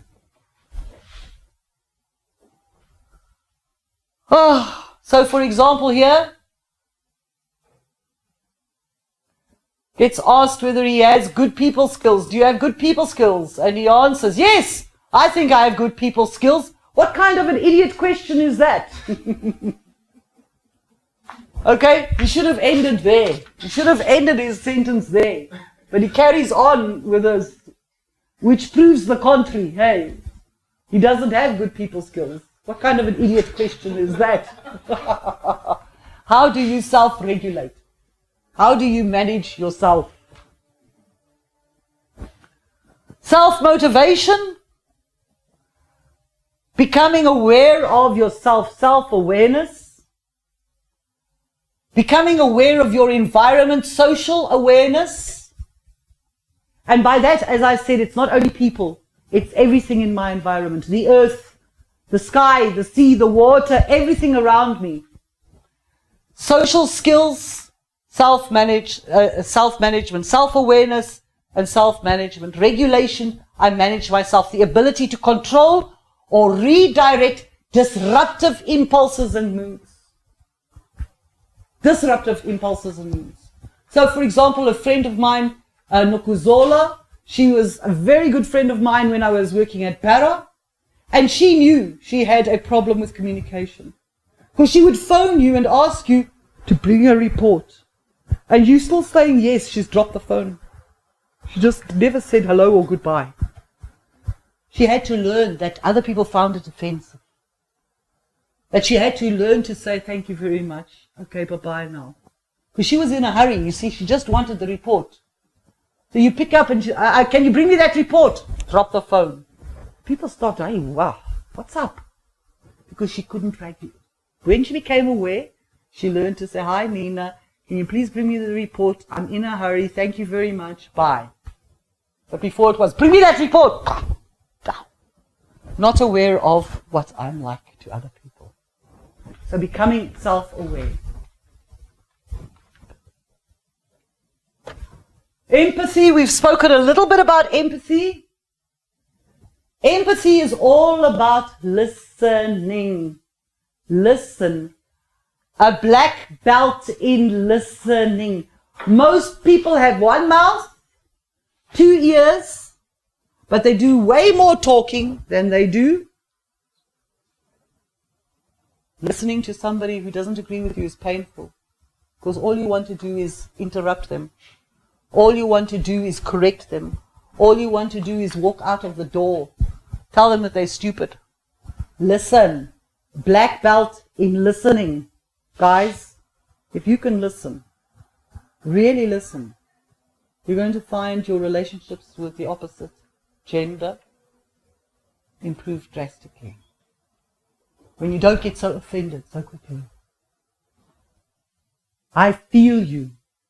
I understand you. These are the types of things. Don't be sad or don't be mad, or I understand what you are going through. Black belt in listening. We'll talk more about listening when we do the communication skill. The outputs, what can we get if we have an improved EQ, emotional intelligence?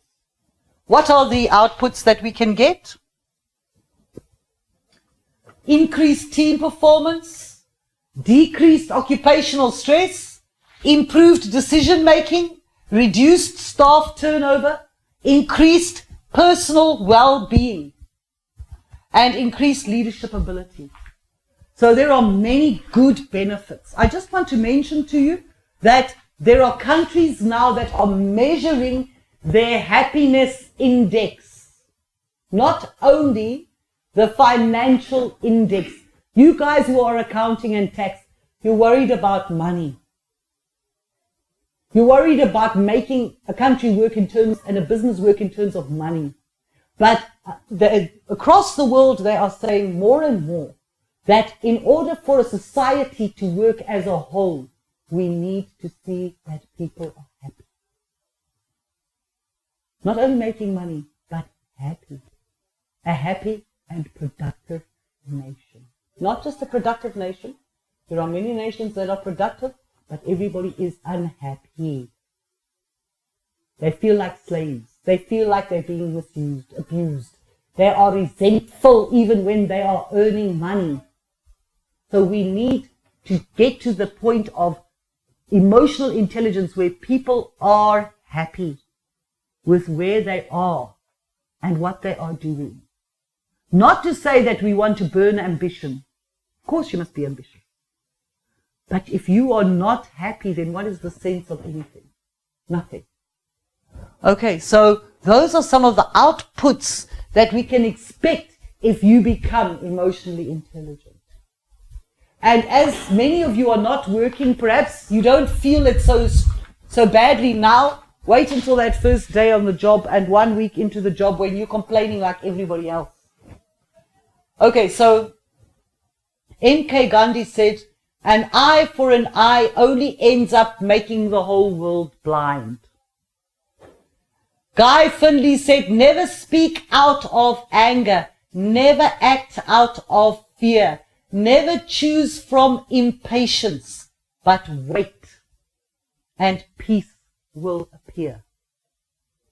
Brian Tracy said, confidence on the outside begins by living with integrity on the inside.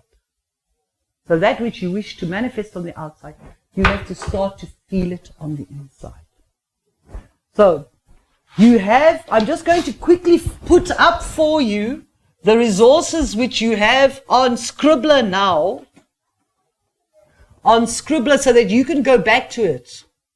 The first thing that you have is a manual. Oh gosh, I've got to get out of this PowerPoint now.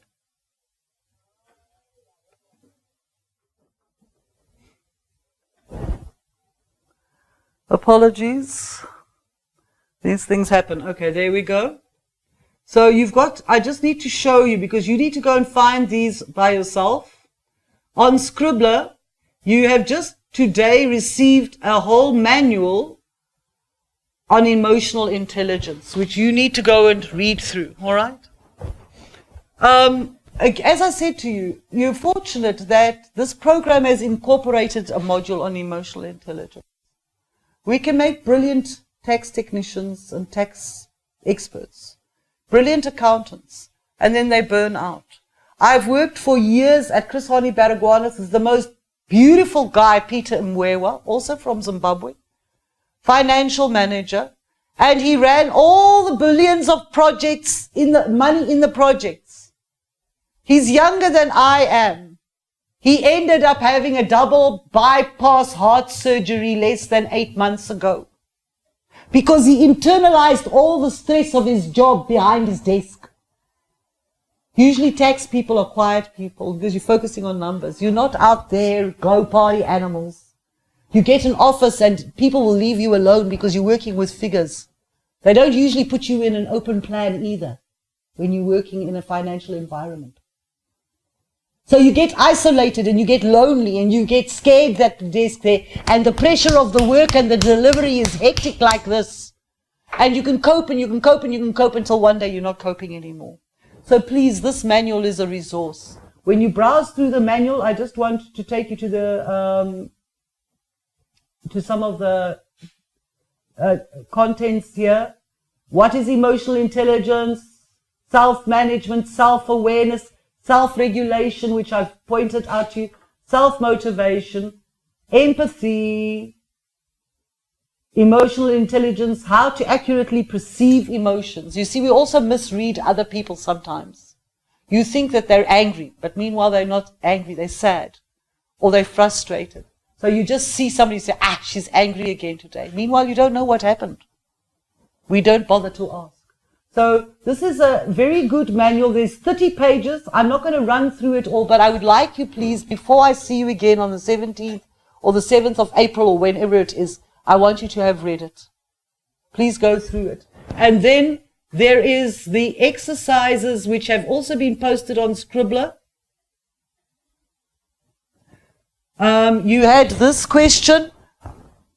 Oh, wait a minute. This is the pre-session assignment, which you saw. Did you see it? And we didn't do it yet, hey? So please go and do it. Write a definition of what you now believe to be emotional intelligence. In your own words. Please don't go and copy it out of the book. Your own understanding, Pride. So what is your understanding now of emotional intelligence, now that we've done this workshop? And then write one example from your personal life where you are aware that you used emotional intelligence poorly. Tell the story. And then write one example from your personal life where you consider that you used emotional intelligence effectively. So, 2 examples. There's a few lines there, you can write a whole page. I want to hear when you come again. And then don't look around at somebody else when I point you, please. Okay. Then the next exercise was, okay. I think this is also posted for you on Scribbler. Write a definition just to show that we are on this day today. We are doing emotional intelligence. And then for the session you came, yes. There were the 3 examples. I've already mentioned them to you. I just want to see where's the post, pre-session. Oh, here's the practical. Now, you'll find this on Scribbler as well. Write several paragraphs using anger to react to the prompt. Also explain how often anger is your reaction to situations. So I'm telling you, you have to act as if you are angry. Okay?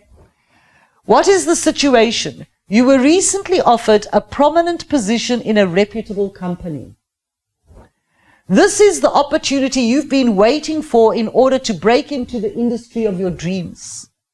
The only drawback for you is that you have to move 600 kilometers away from where you currently live, like you must move to Durban, all right? There will be a great distance between you and your family, friends, and everything you know. You decide that this new job is worth the move and you decide to accept it. Once you get to the new company, you realize that the position is not at all what you were told it would be. So you were promised something, you moved 600 kilometers away with all of those expenses. Now the job isn't what it was promised to be. What do you say? What do you do? How often do you use anger to react to situations such as this? That is what I'd like you to respond to before and bring it back on the 7th of April. Come and tell me what you would do and how often would you use anger in situations like this. I did a program recently for ShopRite checkers where there were young people who were going into a retail readiness program. The one young man, and we told him, be careful, manage your emotions, blah, blah, blah, blah. Within 2 days, he and the manager of the ShopRite checkers where he worked, was kicking him out because he was emotionally unintelligent. Not that he was wrong, but the way in which he acted was emotionally unintelligent. And the manager said, I'm not having this. I'm not having somebody who starts throwing swear words, starts throwing his toys out of the cot like a baby, because he's now in a workplace. He can't act that way. So how would you act in that situation? What would you do? What do you think if you're in a workplace and you come across something like this? Do you just storm out of the meeting, storm out of the building, scream and shout? What do you do? And how best to do it? Do we have any questions? Any answers? They say there are more questions than answers, but I think sometimes people have answers. Unfortunately today we didn't get a chance to hear from you that much, but when we come back you're going to present for me. Each person is going to present their case here, as well as the other questions that are on Scribbler. Is that okay? And then I think for the next module, we will upload the manual before you come to class. Because I don't want to talk to mushrooms. You know what a mushroom is? Eh? Do you know why people are called mushrooms sometimes? Don't treat me like a mushroom. Because I don't want to be kept in the dark, and I don't want you to feed me manure. I want to be enlightened. Because a mushroom grows in a dark room and you feed it manure. So you're not mushrooms. I want you to have read before you come to class so that we can engage. We've got 3 hours and it's difficult to cover material and engage and find something from something. I don't want you to be listening to me. Okay. So no questions? Comments? One thing you've learned.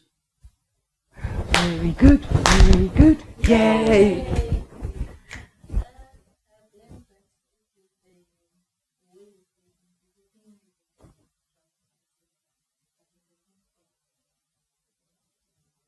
Fantastic. So now you've got to keep thinking positively. That's the challenge, yes.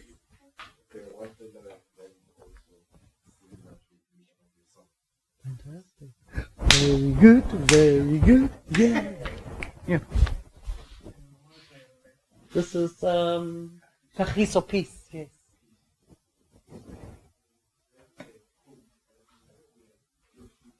Mm.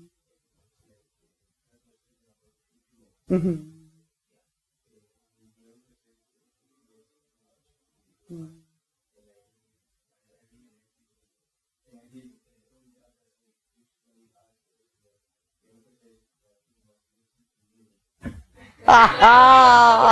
Very good, very good, yay! Oh, I mean, listen for understanding. I'm not saying you must just do what they say, but really listening to a partner, it doesn't matter whether it's a woman, any partner in your life or a child helps a lot. If you start to listen, you'll see it's a powerful skill. People will actually come to you. People will call you to say, come and listen. Because you can discern and understand and listen past emotion. That's not what he said.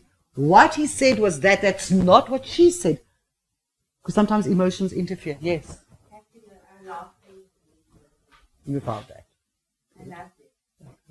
Fantastic. That you fake laugh can Make the body and change your mood and the atmosphere. Mm-hmm.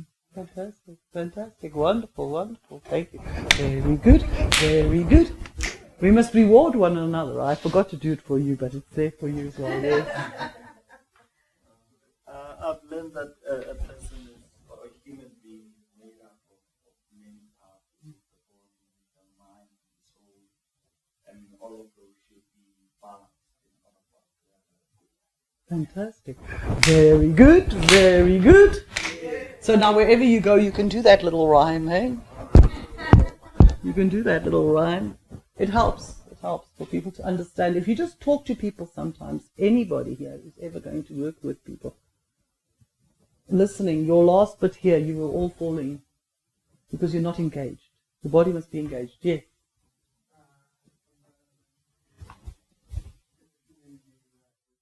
Mm-hmm.